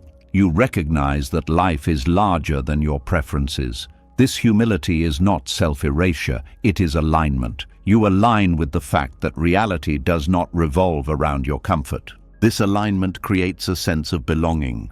You are no longer at odds with life. You are part of it even when you disagree with its current form. Over time, this trust becomes embodied. You no longer need to remind yourself. The body learns that it is safe to be here without conditions. This safety is not dependent on outcomes.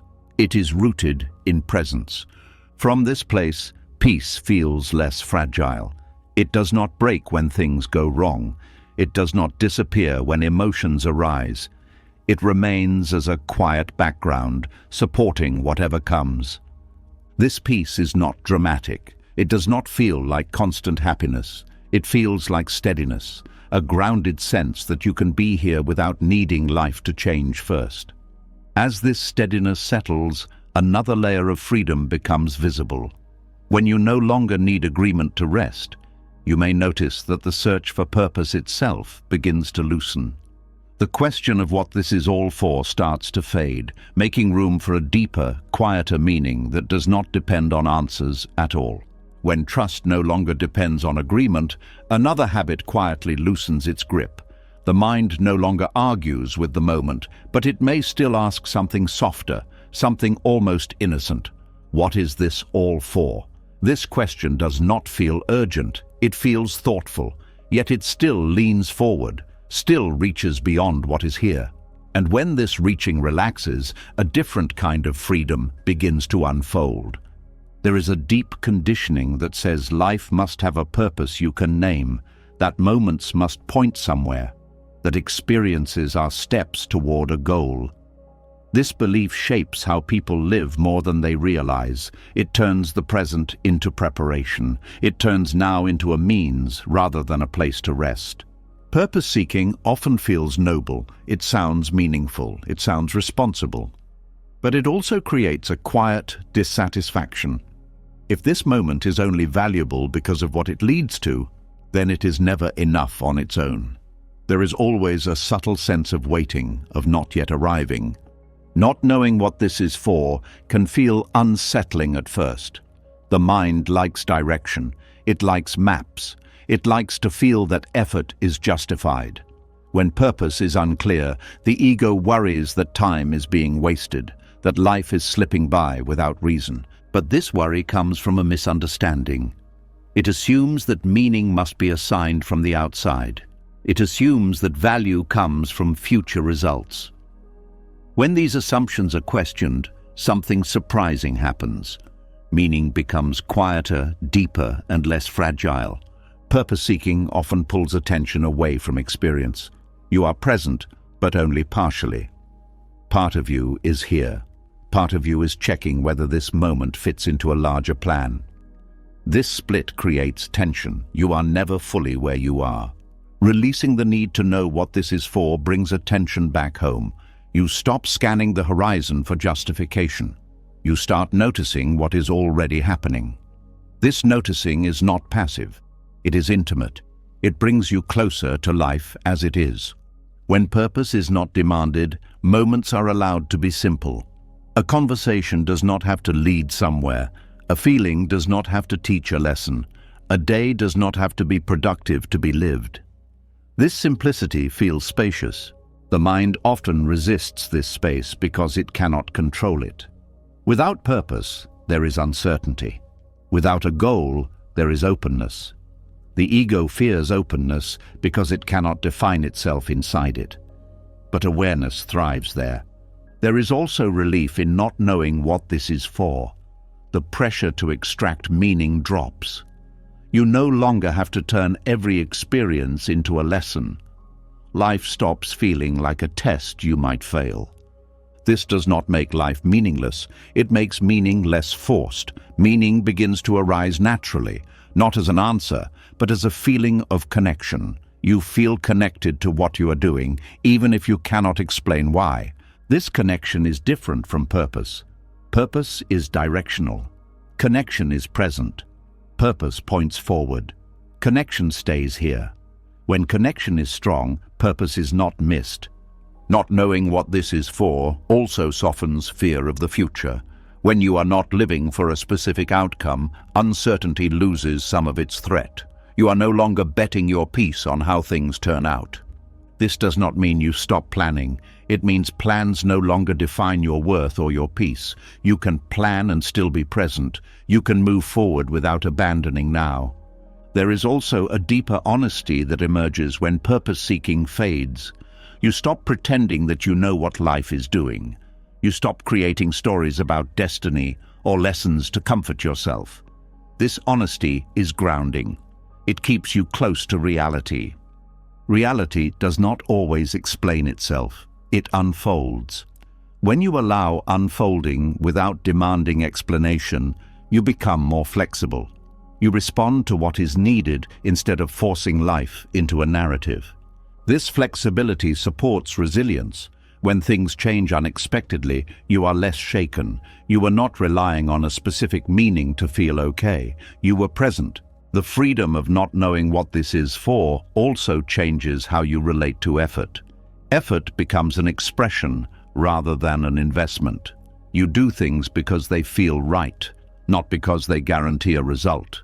This shift removes a lot of internal conflict. You stop questioning whether you're on the right path. You stop measuring progress against imagined milestones. You move with life instead of evaluating it constantly. There is also a kind of humility here. You accept that life may be larger than your understanding.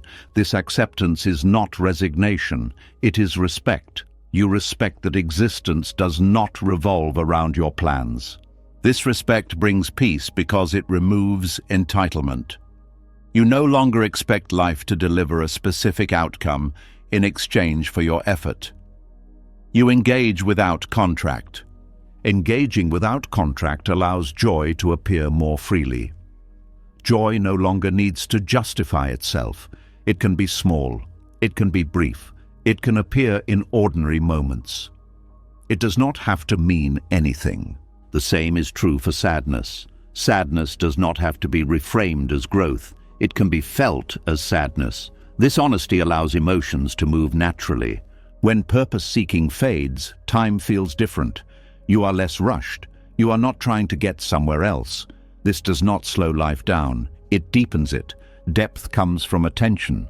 Attention comes from presence. Presence is easier when you are not waiting for meaning to arrive later. There is also a subtle confidence that grows here. Not confidence in identity or achievement, but confidence in being. You trust that being here is enough. You do not need to justify your existence through purpose. This confidence is quiet. It does not seek validation. It does not compare. It rests. Many spiritual traditions point to this without always naming it. They speak of being rather than becoming. They point to the simplicity of now. They suggest that the search for purpose can distract from the truth of presence. This does not mean rejecting purpose entirely. It means not clinging to it. Purpose can arise in certain phases of life. It can guide action, but it does not need to dominate every moment. When purpose is held lightly, it no longer creates pressure. It becomes flexible. It can change. It can dissolve. And when it dissolves, nothing essential is lost. What remains is a quiet sense of meaning that does not depend on explanation. This meaning is not conceptual. It is felt. It feels like belonging, like being part of something without needing to define it. This belonging is not earned. It is recognized. It was always present, covered by the noise of seeking. The freedom of not knowing what this is allows you to meet life without a script. You respond authentically. You are less predictable. You are more alive. This aliveness does not come from excitement. It comes from contact. You are touching life directly, not through the lens of purpose. As this freedom settles, another shift becomes visible. When you stop seeking purpose, you also stop trying to become something else. The idea that peace requires improvement begins to fade. This opens the next layer of understanding, where presence is no longer tied to achievement, growth, or spiritual progress, but is recognized as already complete. As the search for purpose loosens, another expectation quietly comes into question. Even without chasing meaning, many people still carry a hidden pressure. A pressure to grow, to improve, to become something more than they are now.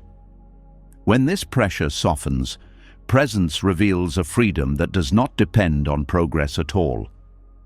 There is a subtle ache that lives beneath many spiritual paths. It sounds gentle, even inspiring, but it never truly rests. It says, "One day I will arrive." It says, "I am not there yet." It dresses itself as growth, wisdom, or awakening, but underneath it carries dissatisfaction with what is already here. This is the belief that peace is earned through insight, earned through discipline, earned through becoming better, calmer, wiser, or more evolved. It sounds reasonable. After all, improvement is valued everywhere else in life. Why would inner peace be different? But presence does not work like achievement. It does not respond to effort in the way skills do. It does not accumulate through time. Presence is not a reward waiting at the end of development. It is what is already here before development begins. The idea of spiritual achievement turns peace into a future object, something to reach, something to maintain, something that can be lost. This keeps the mind subtly tense. Even when things feel calm, there is often a background worry. Is this enough? Am I doing this right? Am I progressing? These questions pull attention away from now. They place attention on an imagined version of yourself that does not yet exist. Presence is replaced by comparison. The moment is measured against an ideal. This ideal is often invisible. It is shaped by teachings, teachers, books, and stories of awakening. The mind creates an image of what peace should look like. It should be quiet. It should be stable. It should be free of doubt. When current experience does not match this image, dissatisfaction appears. This dissatisfaction is not caused by lack of peace. It is caused by the belief that peace should look different. That belief creates distance. It keeps peace just out of reach. Presence without spiritual achievement means recognizing that awareness does not improve. It does not mature. It does not become more itself. It is already complete. What changes is not awareness, but the stories we tell about it. Many people mistake the absence of struggle for achievement. When the mind quiets, it claims credit. I am more evolved now. This claim may feel harmless, but it reinforces the idea that peace belongs to a better version of you. It subtly reintroduces hierarchy. Hierarchy creates fear of loss. If peace is something you become, it can also be something you lose. This fear keeps the mind alert. It watches itself constantly. It monitors experience. True presence is replaced by self-surveillance. Presence does not require monitoring. It is effortless. It is here whether the mind is calm or busy, whether emotions are pleasant or painful, whether understanding is present or absent. Presence does not take sides. When peace is tied to spiritual achievement, ordinary moments are undervalued. Washing dishes becomes less important than meditation. Restlessness becomes a problem instead of a sensation. Human emotions are treated as obstacles instead of expressions of life. This creates division. Spiritual life is placed above ordinary life. The present moment is no longer enough unless it feels elevated. This division is subtle, but it keeps peace conditional. Presence without achievement dissolves this division. It recognizes that there is nothing wrong with being human. Thoughts are not failures. Emotions are not regressions. Confusion is not a lack of wisdom. These are natural movements within awareness. This recognition brings relief. You no longer have to perform spirituality. You no longer have to maintain a certain state. You can stop trying to look peaceful and start being present. Being present does not mean being calm all the time. It means being honest. It means meeting what is here without trying to turn it into something else.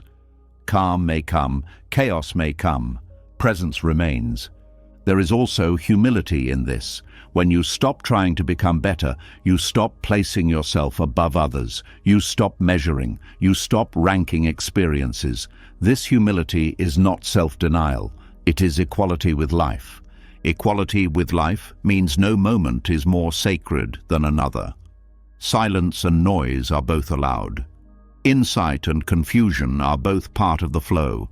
Nothing needs to be excluded for presence to exist. This approach also removes pressure from practice. Meditation becomes a place to notice what is here, not a tool to achieve a state. Stillness becomes something you recognize, not something you manufacture. When achievement is removed, effort softens. Effortlessness does not mean laziness. It means alignment.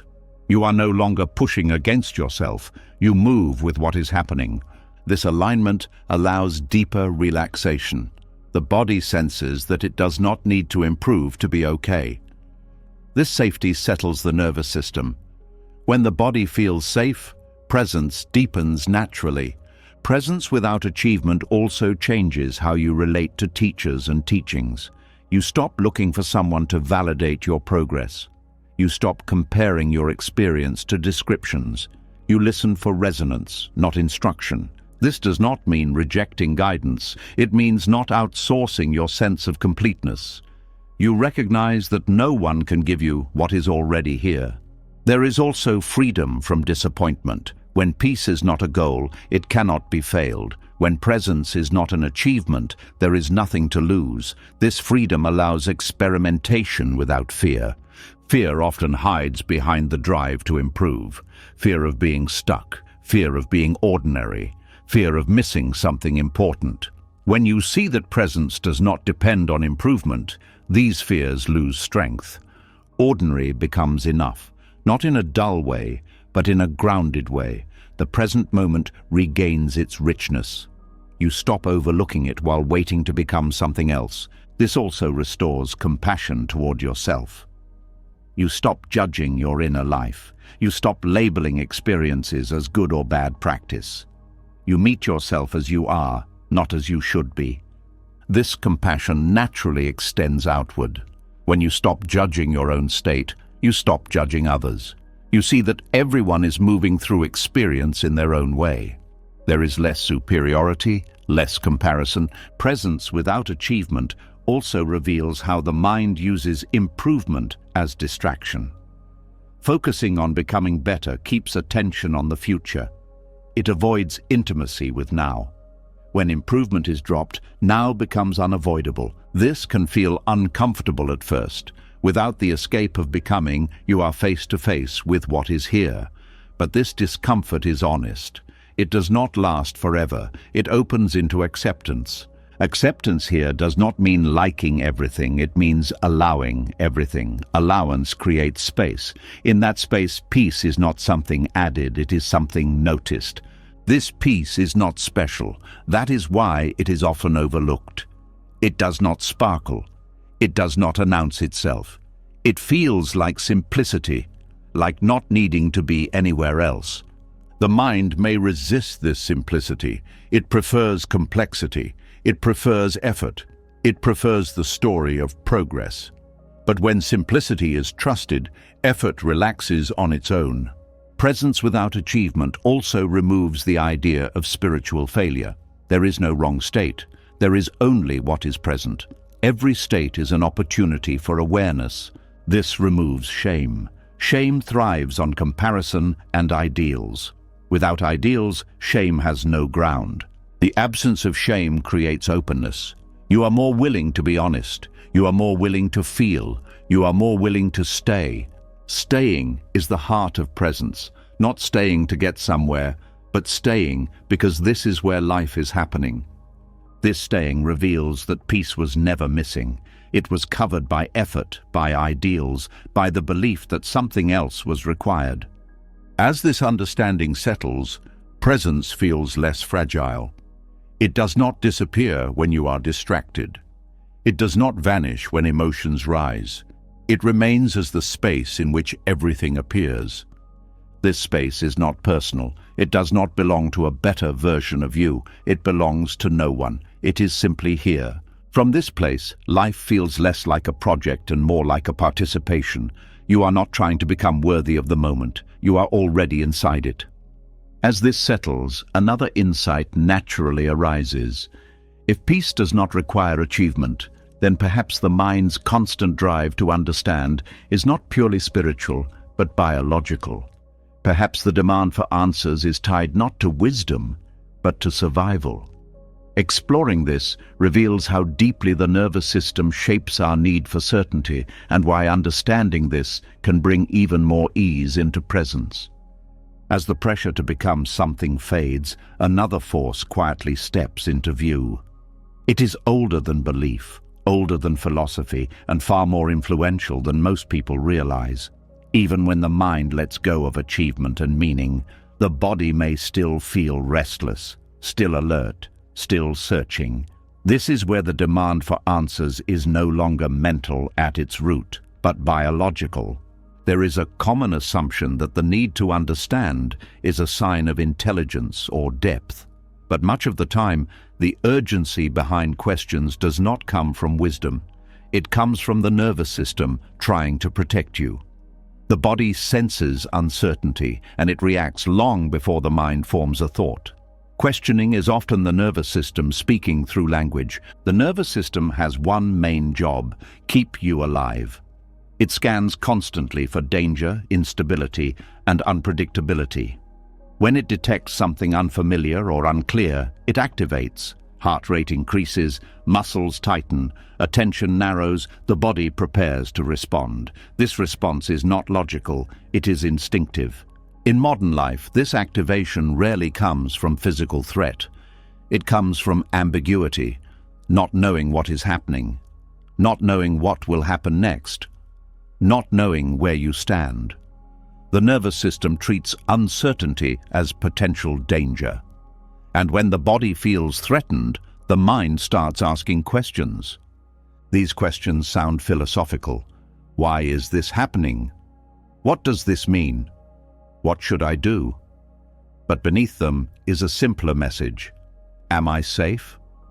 The mind looks for answers, because answers promise safety, they promise predictability, they promise control.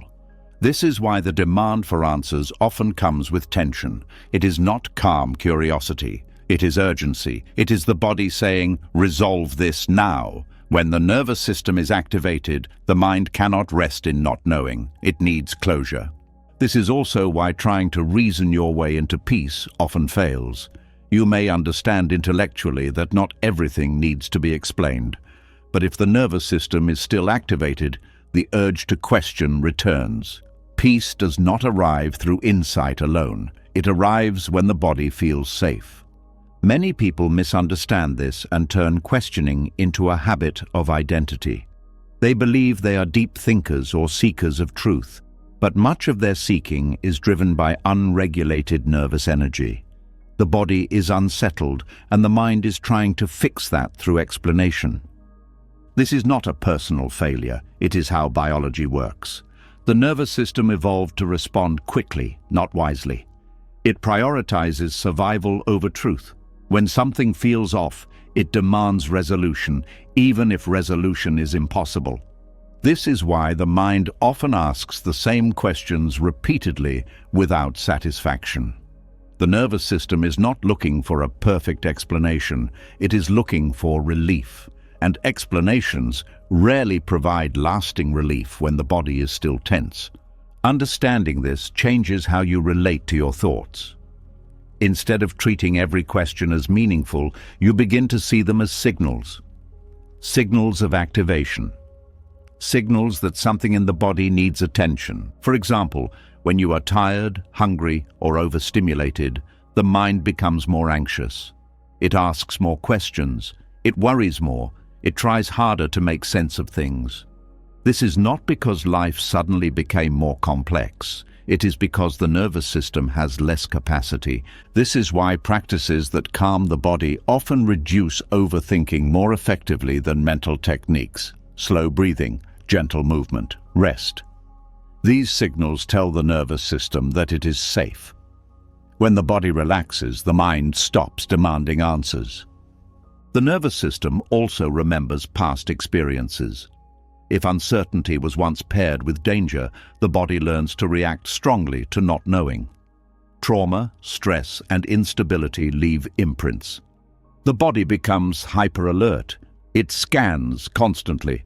Questions become a form of vigilance. In these cases, philosophical questioning is not about truth. It is about control. The mind is trying to prevent pain by understanding everything in advance.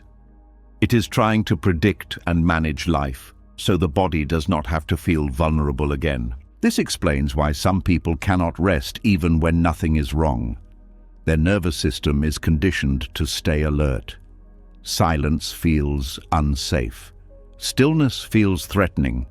The mind fills the space with questions to stay busy. When this is seen clearly, compassion arises. You stop judging yourself for overthinking. You recognize that the body is trying to protect you. This recognition alone can soften the cycle. The key is not to fight the nervous system, but to listen to it. When questions arise with urgency, instead of answering them, you can ask a different question. What does my body need right now? Often the answer is simple: rest, grounding, slower pace, reassurance. Reassurance does not mean explaining life, it means signaling safety. This can be done through touch, breath, warmth, and rhythm. These are the languages the nervous system understands. Words come later. When the nervous system feels safer, the mind naturally becomes quieter.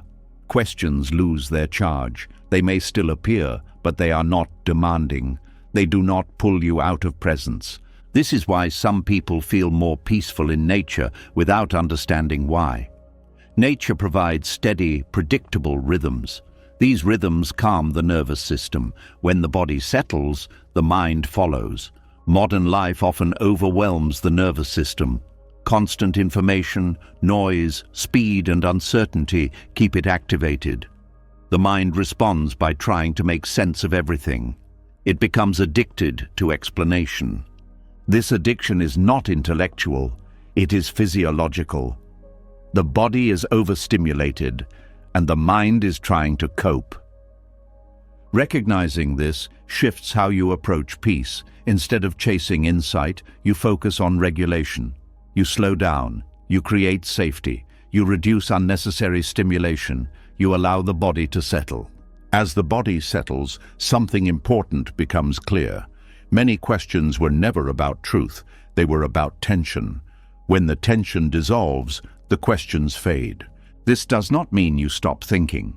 It means thinking is no longer driven by fear. It becomes optional, flexible, useful when needed. This understanding also explains why spiritual teachings sometimes fail to land. They address the mind, but not the body. They speak about acceptance, but the nervous system is still activated. Without safety, acceptance feels impossible. When safety is restored, acceptance becomes natural. You stop needing to force yourself to be present. Presence arises because there is no threat. This also changes how you relate to difficult emotions. Emotions often trigger nervous system responses. Fear, anger, grief all activate the body. The mind responds by seeking explanations, but the fastest way through is often not understanding but regulation. Regulation does not mean suppression. It means supporting the body so it can process experience without overwhelm. When the body processes, emotions move. When emotions move, the mind does not need to intervene as much. This is why emotional pain can feel less confusing when you are rested and supported. The same situation feels manageable. The mind does not spiral. The body has capacity. Capacity is key. When capacity is low, questions multiply.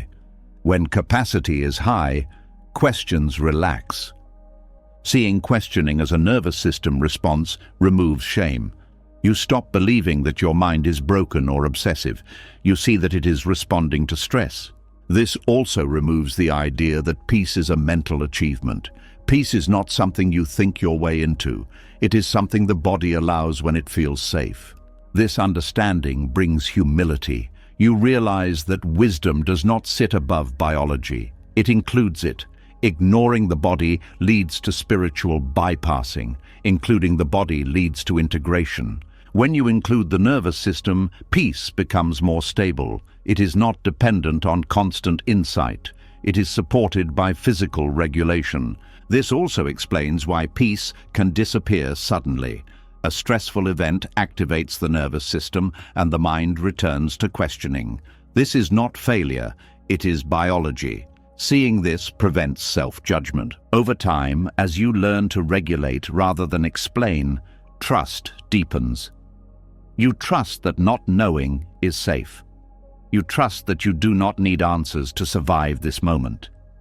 This trust is felt physically. The body relaxes into uncertainty. The mind stops bracing. From this place, questions may still arise, but they are softer. They do not demand immediate answers. They do not pull you away from experience. This softness opens the door to a deeper form of peace. A peace that is not achieved through understanding, but through safety, a peace that can hold confusion without urgency. As this becomes clear, another misunderstanding begins to dissolve. The idea that non-resistance means passivity, seeing how to allow without collapsing, how to surrender without giving up, opens the next layer of understanding, where non-resistance is revealed as a form of deep intelligence rather than weakness. As the nervous system settles and the urgency for answers fades, a new misunderstanding often appears. When the body relaxes and the mind stops fighting reality, it can feel like something is being lost. People begin to worry that letting go of resistance means giving up, giving in, or becoming inactive. This fear blocks a deeper peace that only appears when non-resistance is clearly understood. There is a deep confusion between surrender and resignation. They look similar on the surface, but inside they are completely different experiences. Resignation feels heavy. It feels like collapse. It carries bitterness, defeat, and a quiet sense of being trapped. Surrender, on the other hand, feels open. It carries clarity, softness, and a strange strength that does not need to prove itself. Non-resistance is not doing nothing. It is stopping the inner fight with what already exists. The fight does not change reality. It only drains energy. When that energy is no longer wasted on resistance, it becomes available for response. Resistance always begins internally. Before any action is taken, the mind says, "This should not be happening." The body tightens, the breath shortens, attention narrows. From this state, action becomes reactive. It is rushed, emotional, and often ineffective. Non-resistance removes this internal friction. It does not say the situation is good or acceptable. It simply says, "This is what is happening right now." That statement alone changes everything. It aligns awareness with reality instead of against it. From alignment, clarity emerges. When you are no longer arguing with the moment, you can see it clearly. You can sense what is needed. Action becomes precise instead of desperate. Many people fear non-resistance because they associate resistance with strength. They believe that if they stop pushing, they will be overwhelmed. But pushing against reality does not make you strong. It makes you tense. Real strength appears when you stop wasting energy on denial. Resignation feels like shutting down. Surrender feels like opening up. In resignation, the heart closes. In surrender, the heart stays open, even in difficulty. This difference can be felt in the body. Resignation is heavy, collapsed, dull. Surrender is relaxed, alert, and grounded. One drains life, the other supports it. Non-resistance is not about tolerating harm. It is about seeing clearly. When you resist internally, you often miss what is actually happening. You are too busy fighting the idea of the moment to respond wisely to the moment itself. For example, when someone treats you unfairly, resistance creates inner noise. Anger, stories, blame, replay. This noise clouds judgment. You may react aggressively or freeze. Non-resistance quiets the noise. You still see the unfairness, but without distortion. From that clarity, you can speak firmly, set boundaries, or walk away. This is why non-resistance often leads to more effective action. Action is no longer fueled by emotional pressure. It is guided by understanding. Surrender does not remove choice, it removes inner conflict. Choice becomes clearer when the mind is not divided against reality. There is also a misunderstanding that surrender means liking what is happening. It does not. You can deeply dislike a situation and still surrender to the fact that it exists. Surrender is about acknowledging reality, not approving of it. Approval says, "This is good." Surrender says, "This is here." These are not the same. When you stop resisting internally, the body feels safer. Safety allows intelligence to function. The nervous system moves out of emergency mode. This is when creativity and insight become available. Resistance narrows perception, surrender widens it. You see more options, you notice subtle details, you are less trapped in black and white thinking. Non-resistance also protects energy. Fighting reality is exhausting. It consumes mental and emotional resources without changing anything. Surrender conserves energy. That energy can then be used for care, action, and healing. Many spiritual practitioners struggle here because they mistake non-resistance for weakness. They worry that if they stop pushing, nothing will change. But change rarely comes from force. It comes from clarity and persistence. Non-resistance allows persistence without burnout. You keep showing up, but without the inner war. There is also a moral confusion around surrender. People worry that surrender means allowing injustice, but inner surrender does not determine outer action. You can surrender internally while taking strong external action. In fact, the most effective action often comes from non-resistance. History shows that movements rooted in clarity and calm endurance often outlast those driven by rage alone. Resignation gives up because it feels powerless. Surrender acts because it is grounded. One collapses, the other stands steady. This distinction is important in personal pain as well. When pain arises, resistance says, "This should not be happening." The body tightens, the pain intensifies. Resignation says, "Nothing can be done," and shuts down. Surrender says, "This is here," and stays present. From presence, the pain is allowed to move. Movement is key. Resistance freezes, resignation numbs, surrender allows flow.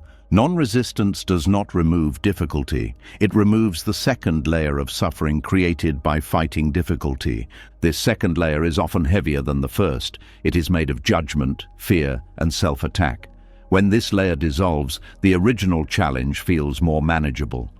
There is also dignity in surrender. You stop pleading with reality to be different. You meet it as an equal. This dignity restores self-respect. Self-respect does not come from control. It comes from honesty. You respect yourself when you stop lying about what is happening. Non-resistance also changes how you experience failure. Failure is often resisted intensely. The mind creates shame and blame. When failure is surrendered to, it becomes information rather than identity. Information can be used. Identity becomes a prison. Surrender frees you from needing to be right. It frees you from needing to win against life. This freedom is deeply calming. It also reduces fear. Much fear comes from anticipating resistance. When you trust that you can meet whatever arises without fighting it internally, fear loses its grip. This does not mean you enjoy everything. It means you trust your capacity to stay. Staying is an active process. It requires attention, honesty, and courage. It is not passive. Non-resistance is a form of participation. You participate in life as it unfolds, instead of standing against it. This participation is fluid. You adapt. You adjust. You respond. You do not collapse. Many people experience surrender during moments they could not avoid. Illness, loss, big change. At first, there is resistance. Eventually, something gives way. When it does, there is often a surprising calm beneath the pain. That calm is surrender. This calm does not mean the situation is resolved. It means the inner fight has stopped. From there, healing becomes possible. Surrender also allows grief to move naturally. Grief resisted becomes depression. Grief surrendered becomes mourning. Mourning moves. Depression stagnates. This distinction matters deeply. Non-resistance also affects relationships. When you stop resisting others internally, you listen more clearly. You stop trying to change them in your head. This does not mean you accept harmful behavior. It means you see people as they are, not as you wish they were. Seeing clearly allows better boundaries. Resignation avoids boundaries because it feels hopeless. Surrender creates boundaries because it is honest. This honesty builds trust, both with yourself and others. Over time, practicing non-resistance builds inner strength. You realize that you do not break when things are difficult. You bend, you adapt, you remain present. This strength is quiet. It does not need to prove itself. As non-resistance becomes embodied, life feels less like a battle and more like a conversation. You listen, you respond, you pause, you move. From this place, another shift becomes visible. When you stop fighting the moment, you may notice that each moment is already complete on its own. It does not need to lead somewhere else to be valid. Seeing the moment as whole, rather than a step towards something else, opens the next layer of peace. When the inner fight finally stops, something subtle but profound becomes visible. The moment no longer feels like an obstacle or a problem to move through. It no longer feels like a delay before something better arrives. There is a quiet shift where the present stops asking to be justified by the future. This shift opens a way of seeing that changes everything. Most people live as if the current moment is unfinished business. It is treated like a hallway, a bridge, a waiting room, something you pass through on the way to something else. This habit is so deep that it feels natural. You wake up to get through the morning, you work to get to the weekend, you rest to prepare for the next task.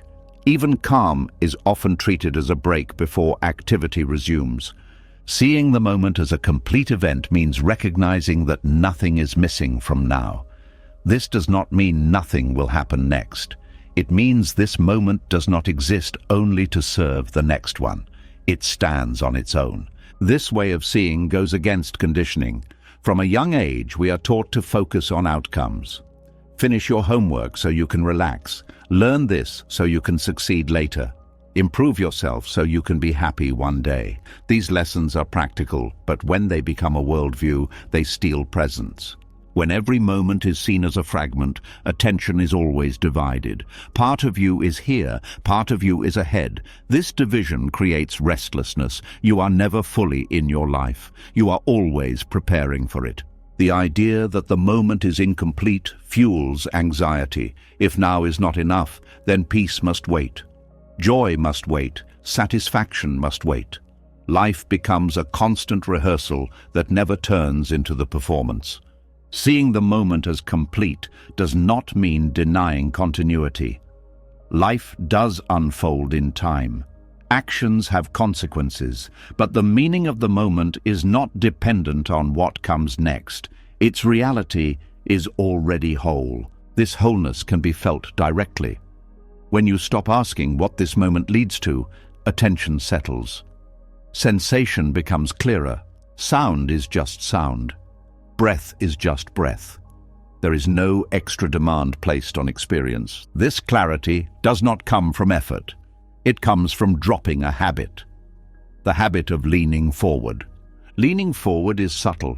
It shows up as checking the time, as mentally planning while someone is speaking, as waiting for a feeling to change. These movements fragment attention.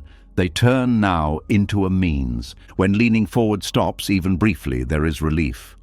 The body relaxes, the mind quiets.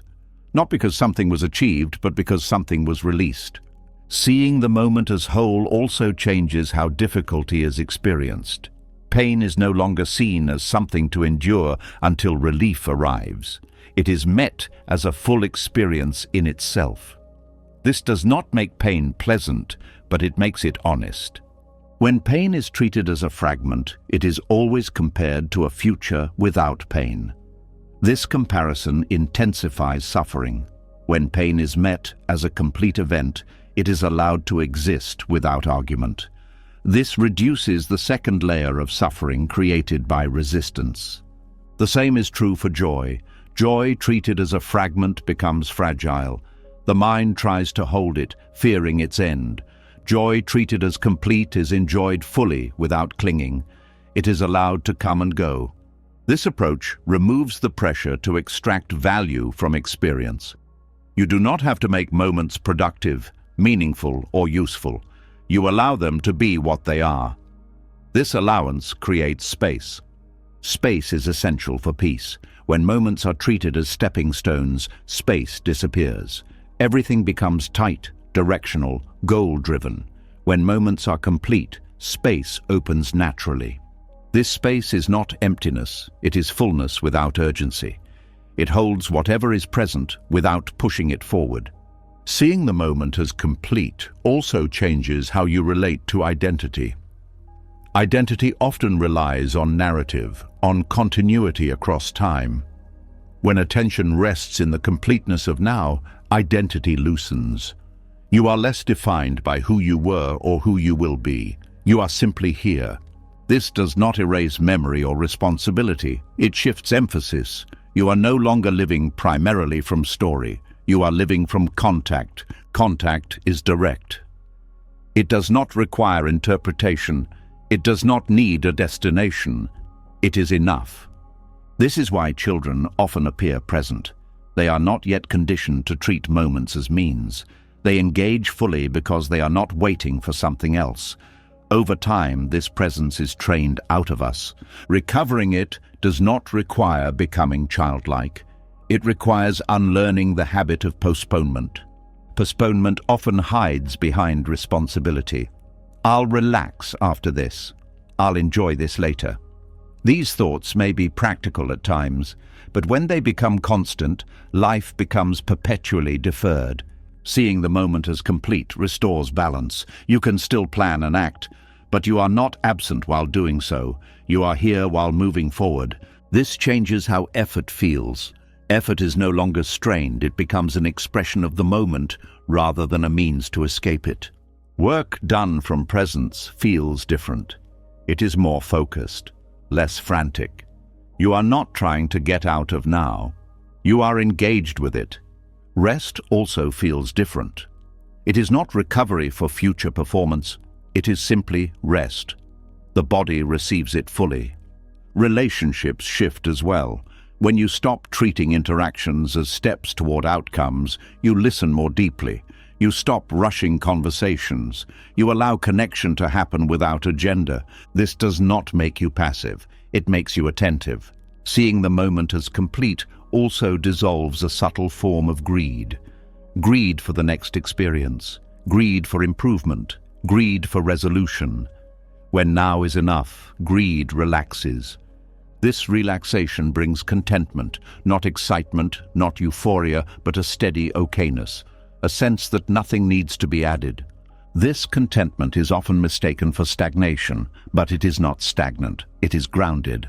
From groundedness, movement is more natural. Movement that arises from completeness is different from movement driven by lack. It is less desperate. It is more responsive.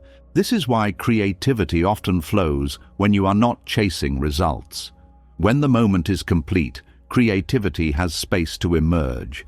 When you are always aiming ahead, creativity is pressured. Seeing the moment as complete also changes how time is experienced.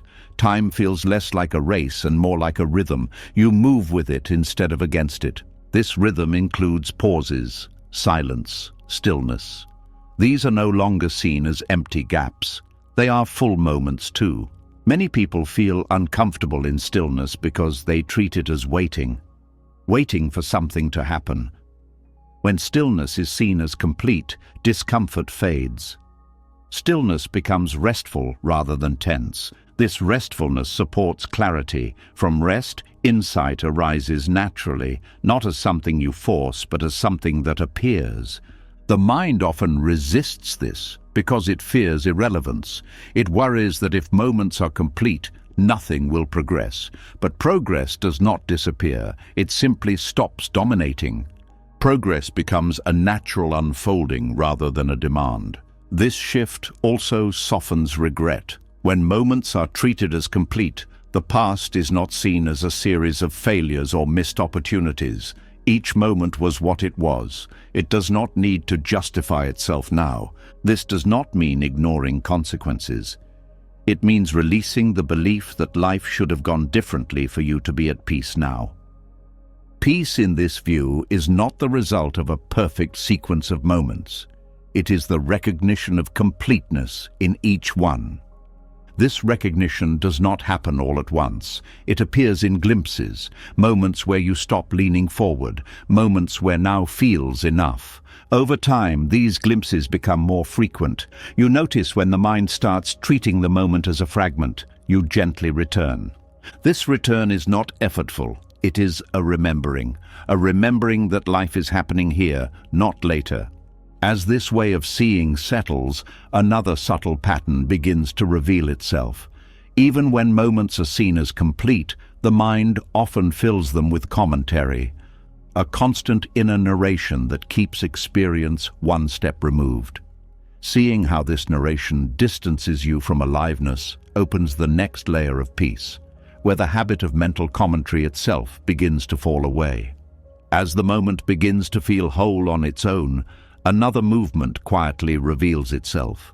Even when nothing is missing, even when now feels complete, the mind may still lean forward, not because something is wrong, but because it has learned to keep moving. This movement often looks harmless. It looks curious. It looks like growth. But beneath it, there is often a subtle anxiety asking to be seen. Curiosity is usually praised. It is associated with intelligence, openness, and learning. And true curiosity is gentle. It explores without urgency. It stays close to experience. But there is another kind of curiosity that feels similar on the surface and very different underneath. This curiosity does not rest. It searches, it seeks, it keeps asking, what else, even when nothing is lacking. This form of curiosity is not driven by wonder. It is driven by unease. It arises from a feeling that staying still might be dangerous. That if you stop seeking, something important will be missed. That growth must be constant to avoid stagnation. This anxiety is often invisible because it is productive. It reads books, it listens to talks, it reflects endlessly, it asks deep questions. From the outside, it looks like dedication. From the inside, it often feels restless. The key difference between genuine curiosity and anxious seeking is timing. Genuine curiosity arises naturally and fades naturally. Anxious curiosity never finishes. Each insight leads immediately to another question. Each answer opens another gap. There is no satisfaction, only momentum. This momentum can feel exciting, but it also keeps the nervous system activated. The mind stays alert, scanning for the next thing to understand. Even moments of clarity are quickly consumed. They become stepping stones instead of places to rest. This is why some people feel exhausted by personal growth. They are always learning, always improving, always seeking the next insight. But the body never relaxes. The search never ends. The anxiety hidden inside curiosity often comes from a fear of stopping. Stopping feels like falling behind. It feels like losing identity. Many people define themselves as seekers, thinkers, or explorers. To stop seeking feels like disappearing. This fear is rarely acknowledged because seeking is socially rewarded. People praise those who are always growing. They admire curiosity. Few question whether the growth is driven by joy or fear. Anxious curiosity often begins early. Children learn that asking questions brings attention and approval. Over time, questioning becomes a way to feel safe, connected, and valued. Later in life, the habit remains, but the context changes. Questions are now aimed inward and outward at life itself. This habit intensifies during uncertainty. When the future is unclear, curiosity spikes. The mind searches for information, insight, or understanding to regain control. This search feels intelligent, but it is often a stress response. When curiosity is driven by anxiety, it pulls attention away from direct experience.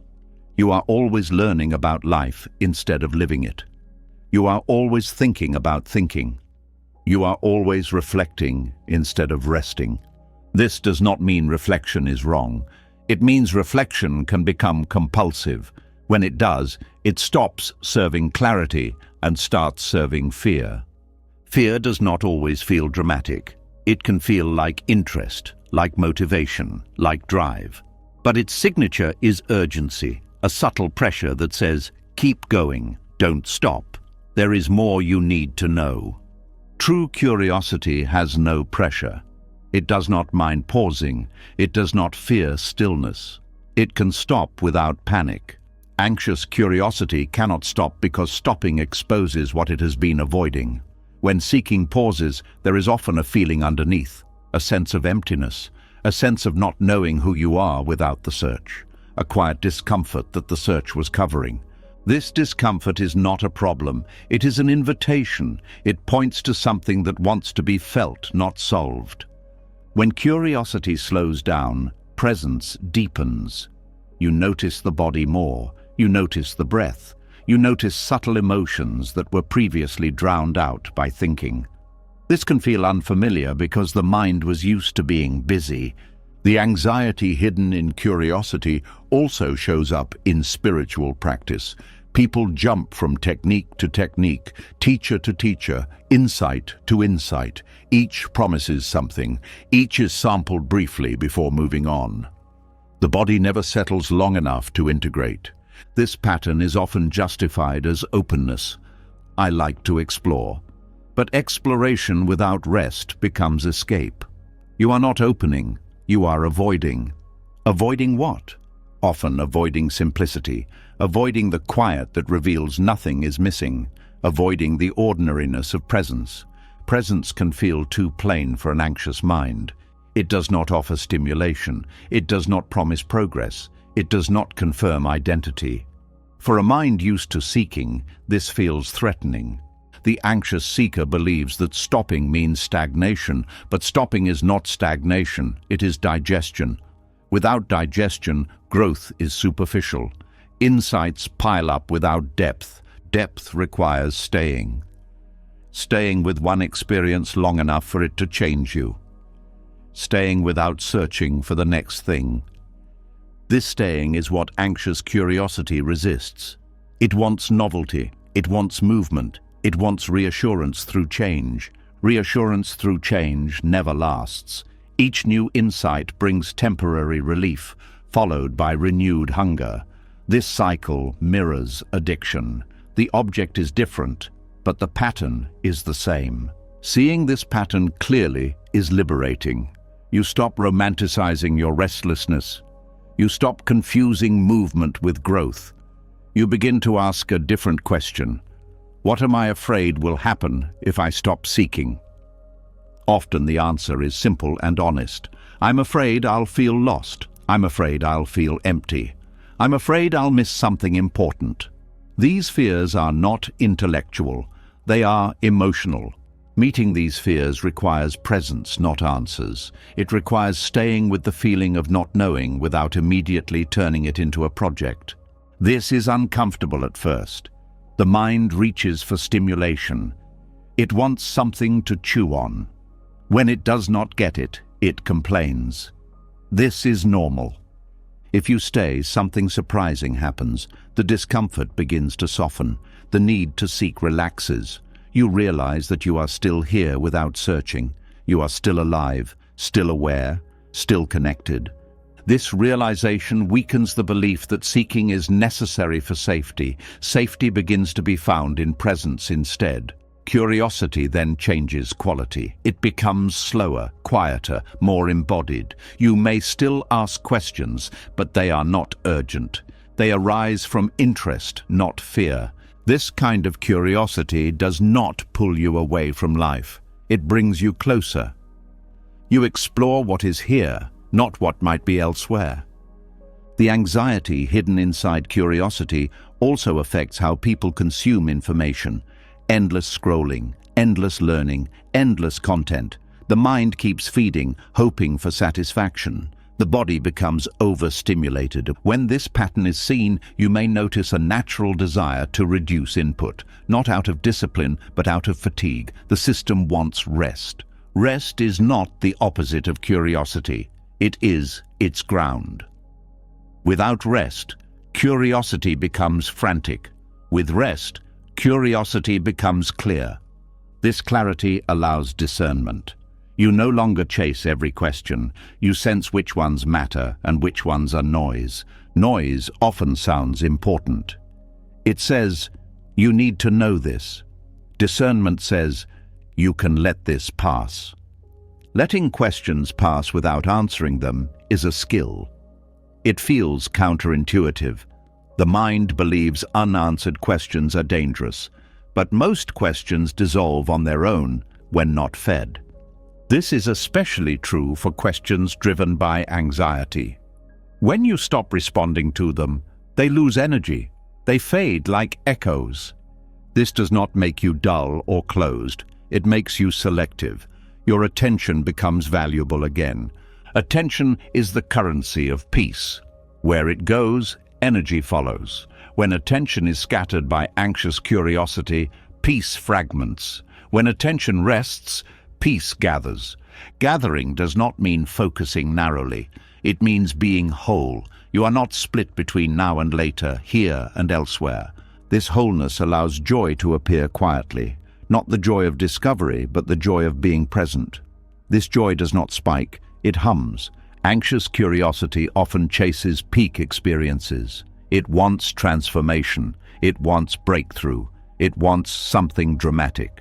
But peace often arrives as subtle satisfaction. This satisfaction does not impress the mind. It does not make a story, but it nourishes deeply. As anxious curiosity loosens, you may notice boredom. This boredom is not emptiness. It is the mind adjusting to less stimulation. If you stay with it, it often opens into calm. Calm does not feel like growth, but it supports everything. From calm, learning integrates. From calm, action becomes precise. This does not mean you stop caring. It means you stop panicking about growth. You trust that life unfolds without constant seeking. Trust is the opposite of anxious curiosity. Trust allows pauses. Trust allows silence. Trust allows not knowing. This trust was already developing when you saw the moment as complete. Now it deepens. You no longer treat curiosity as a requirement. You allow it to come and go. This flexibility frees you from the identity of seeker. You are no longer someone chasing something. You are someone participating. Participation feels fuller than pursuit. You are inside life, not chasing it. As this becomes clear, another layer of peace opens. When seeking quiets, life no longer needs to be translated into words. You allow it to remain wordless. Allowing reality to be inarticulate without rushing to explain or label it opens a deeper stillness that does not depend on understanding at all. As the restless edge of seeking softens, something quieter becomes noticeable. There are moments when life does not want to be understood, moments that resist explanation, that fall apart when you try to name them. When curiosity no longer pushes forward, you begin to sense that words themselves can become an interruption. This is where a different relationship with reality begins, one that does not require language to feel complete. There is a deep habit of turning experience into words as quickly as possible. A feeling arises and the mind labels it. A moment passes and the mind describes it. An event happens and the mind explains it. This habit feels natural, but it creates distance. Life is lived twice, once as experience and again as commentary. Over time, the commentary begins to replace the experience itself. Letting reality be inarticulate means allowing experience to remain raw, undefined, and unfinished. It means resisting the urge to translate life into concepts immediately. This is not a rejection of language, but a recognition of its limits. Words are tools, not mirrors. They point, but they do not contain. When you rush to label experience, you shrink it. A complex feeling becomes a single word. A layered moment becomes a simple story. This simplification helps the mind feel oriented, but it often costs depth. Something alive becomes static. Many people feel uneasy when experience remains wordless. Silence feels awkward. Not knowing how to describe something feels like failure. But this discomfort comes from habit, not necessity. Reality existed before language, and it continues beyond it. There are moments you already know this. A powerful piece of music. A deep connection with another person. A sudden wave of grief or joy.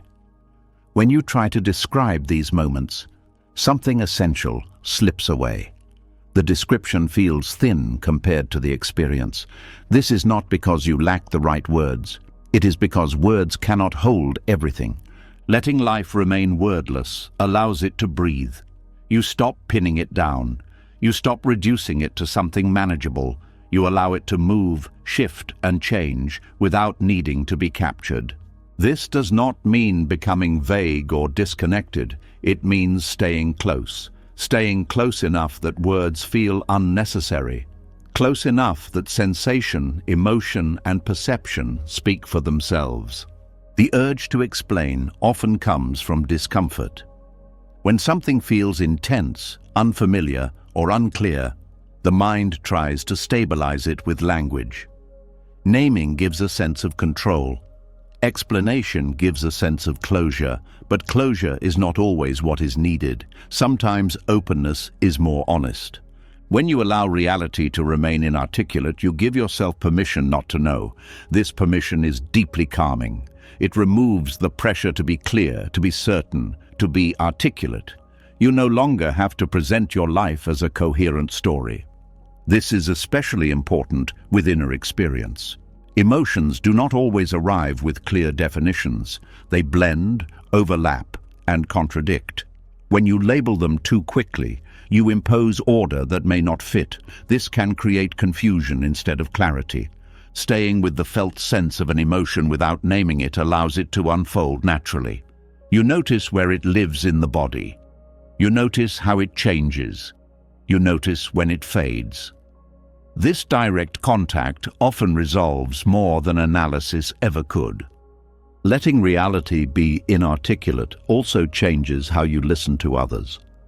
Instead of immediately interpreting what someone says, you listen to tone, pauses, and energy. You sense what is underneath the words. This kind of listening creates deeper connection. Language can be useful, but it often arrives too late. By the time you name something, it has already moved. Staying with experience before words allows you to meet it while it is alive. This approach also reveals how much mental noise comes from constant labeling. The mind narrates everything. This is good. This is bad. This means something. This doesn't matter. This narration feels helpful, but it often blocks intimacy with life. When narration quiets, perception sharpens. You see colors more clearly.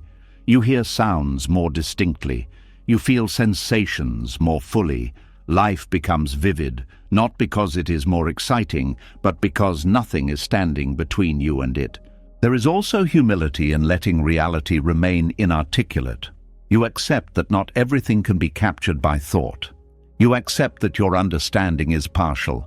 This humility is freeing. You no longer have to pretend to know. This does not make you ignorant, it makes you honest. Many people fear that without labels, life will feel chaotic. But chaos often comes from overthinking, not from direct experience. When you stay with what is happening without commentary, there is often a natural order, a rhythm, a flow. This flow is easier to sense when the mind is quiet. It guides action without explanation. You know when to speak. You know when to pause. You know when to move and when to rest. This knowing does not come from words. It comes from attunement. Letting reality be inarticulate also softens judgment. When you stop labeling experiences as right or wrong, you meet them with curiosity instead of resistance. This does not mean you stop having values. It means you stop reacting automatically. Automatic reactions are often fueled by labels. This is unacceptable. This is dangerous. This is embarrassing.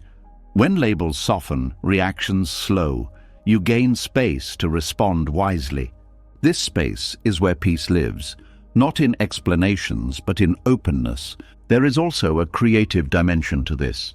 Creativity thrives in spaces that are not yet defined. When you rush to label, you close possibilities.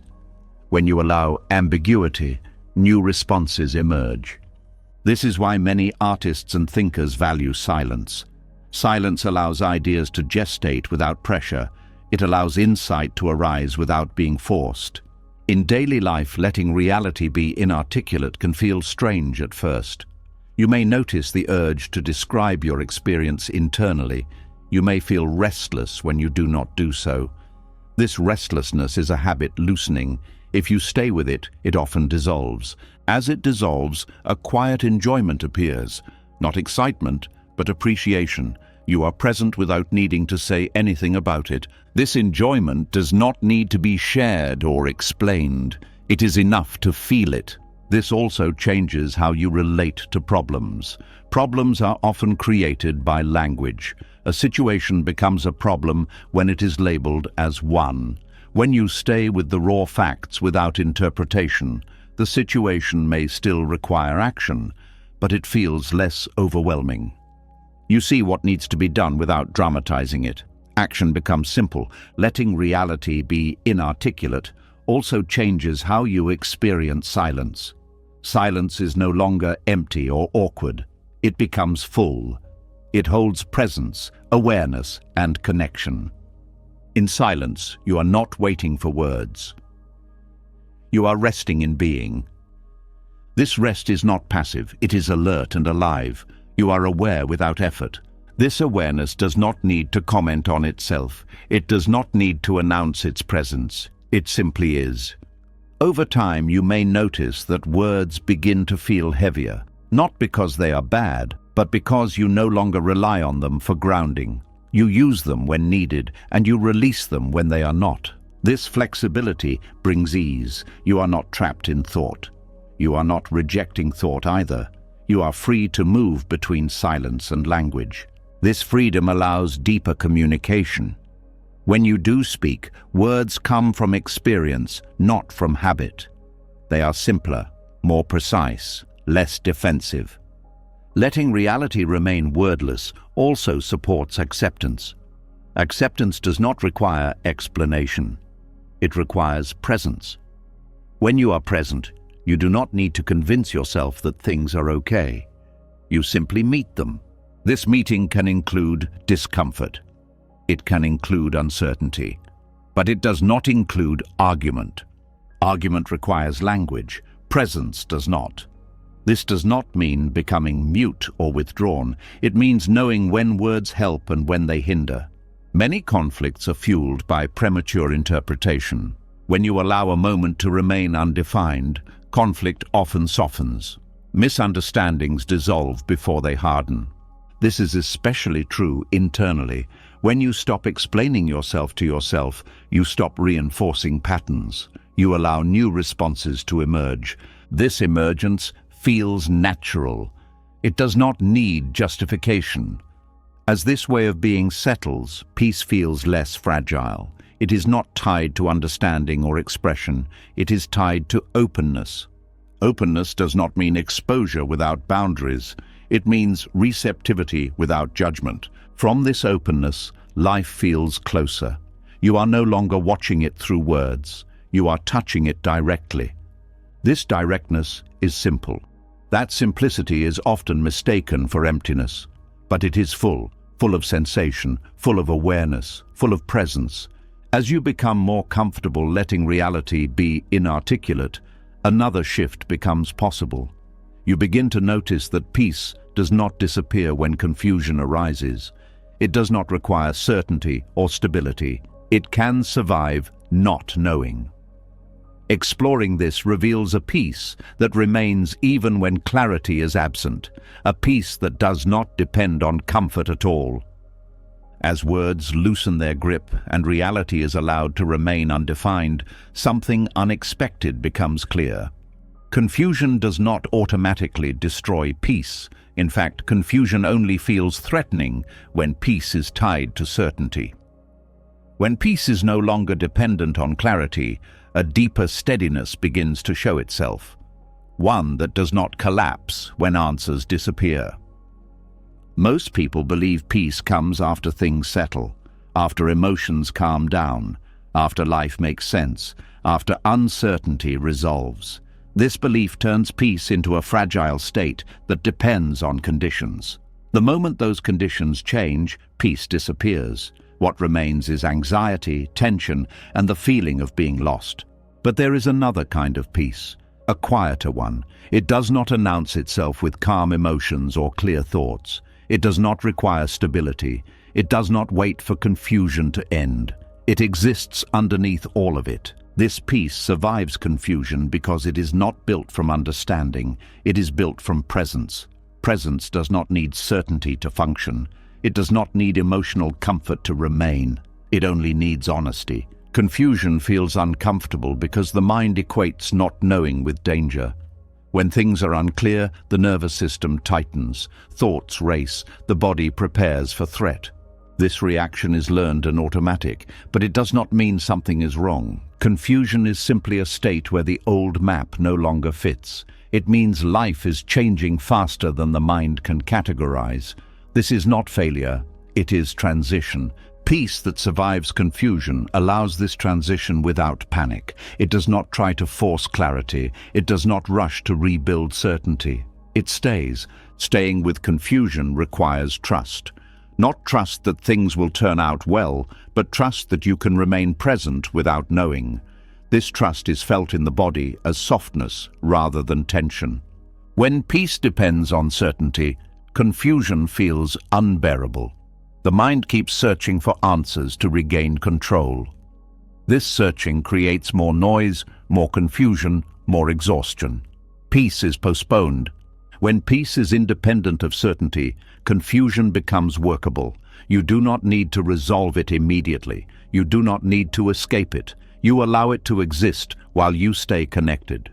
This connection changes everything. You stop interpreting confusion as a personal problem. You stop assuming it means something is wrong with you. You see it as a phase, not an identity. There is also a relief in not needing to feel emotionally comfortable to be at peace. Many people believe peace means feeling good, calm, light, positive. When difficult emotions arise, they assume peace is gone. But emotional comfort is not the same as peace. Comfort is a feeling. Peace is a relationship with experience.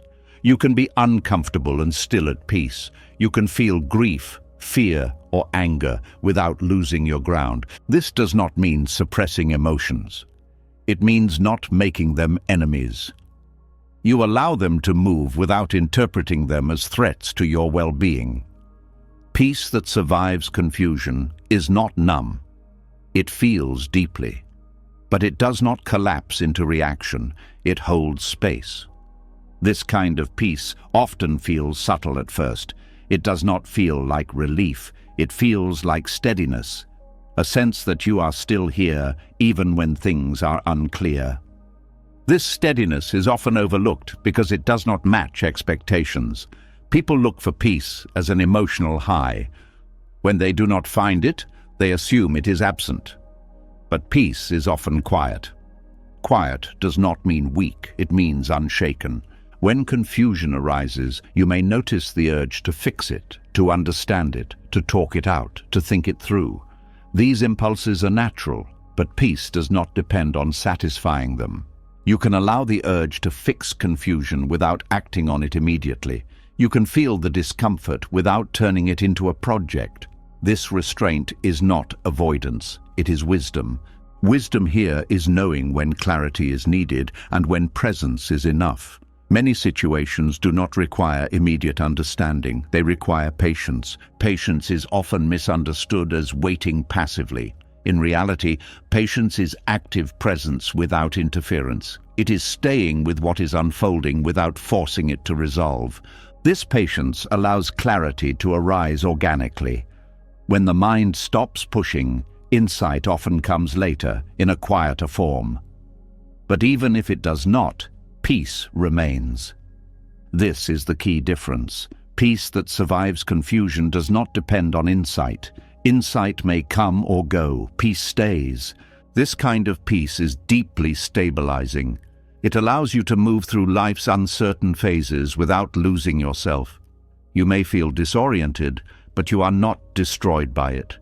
Disorientation becomes part of growth rather than a sign of failure. You recognize that not knowing is often a doorway, not a dead end. Many life transitions involve confusion, changes in identity, changes in relationships, changes in belief. If peace depends on certainty, these transitions become crises. If peace survives confusion, these transitions become passages. This peace also changes how you relate to decisions. You stop needing perfect clarity before acting. You make the best choice you can with the information you have. You trust your ability to adjust. This trust reduces paralysis. When peace is tied to certainty, indecision becomes torture. When peace is independent, indecision becomes tolerable. You may still prefer clarity, but you are no longer desperate for it. Peace that survives confusion also softens self-judgment. You stop criticizing yourself for not knowing. You stop measuring your worth by how confident you feel. Confidence becomes less important than presence. You can be unsure and still grounded. You can be lost and still alive. This is especially important during emotional turbulence. Emotions often create confusion. They blur perception. When peace depends on emotional stability, emotional waves feel dangerous. But emotions are movements, not foundations. Peace does not need emotions to settle before it can exist. It can hold emotion without being consumed by it. This does not make you detached. It makes you resilient. Resilience is not about avoiding difficulty. It is about staying intact within it. Peace that survives confusion also affects how you relate to others. You become more patient with their uncertainty. You stop demanding clarity from them. You listen more openly. This openness reduces conflict. Many conflicts arise from intolerance of ambiguity. When people need things to be clear, they push. When they can tolerate confusion, they soften. This does not mean avoiding difficult conversations. It means approaching them without panic.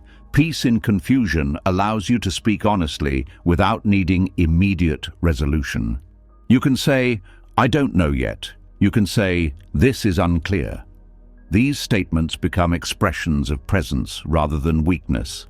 There is dignity in admitting confusion. It shows trust in the process of life. Peace that survives confusion also brings creativity.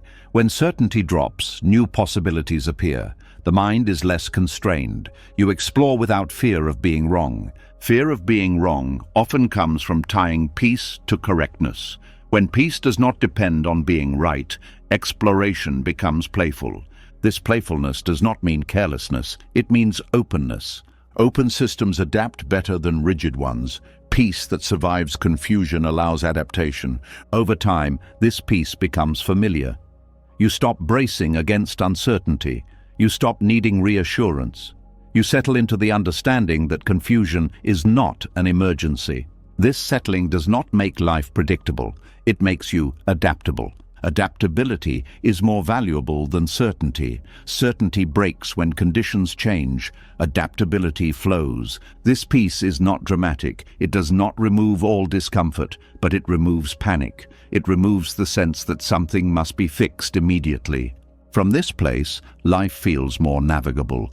You move step by step instead of needing the whole map. This step-by-step living is grounded. You respond to what is here rather than worrying about what is missing. Peace was never hiding in answers. It was waiting in the moments you stopped demanding them. When the need to understand softened, the fight with reality ended. When the stories fell apart, you discovered you were still here. When confusion arrived, peace stayed. When pain moved without explanation, it healed. When the mind stopped judging the moment, life opened. This teaching is simple but not easy. Stop forcing meaning. Stop asking life to justify itself. Stop waiting for certainty before you rest.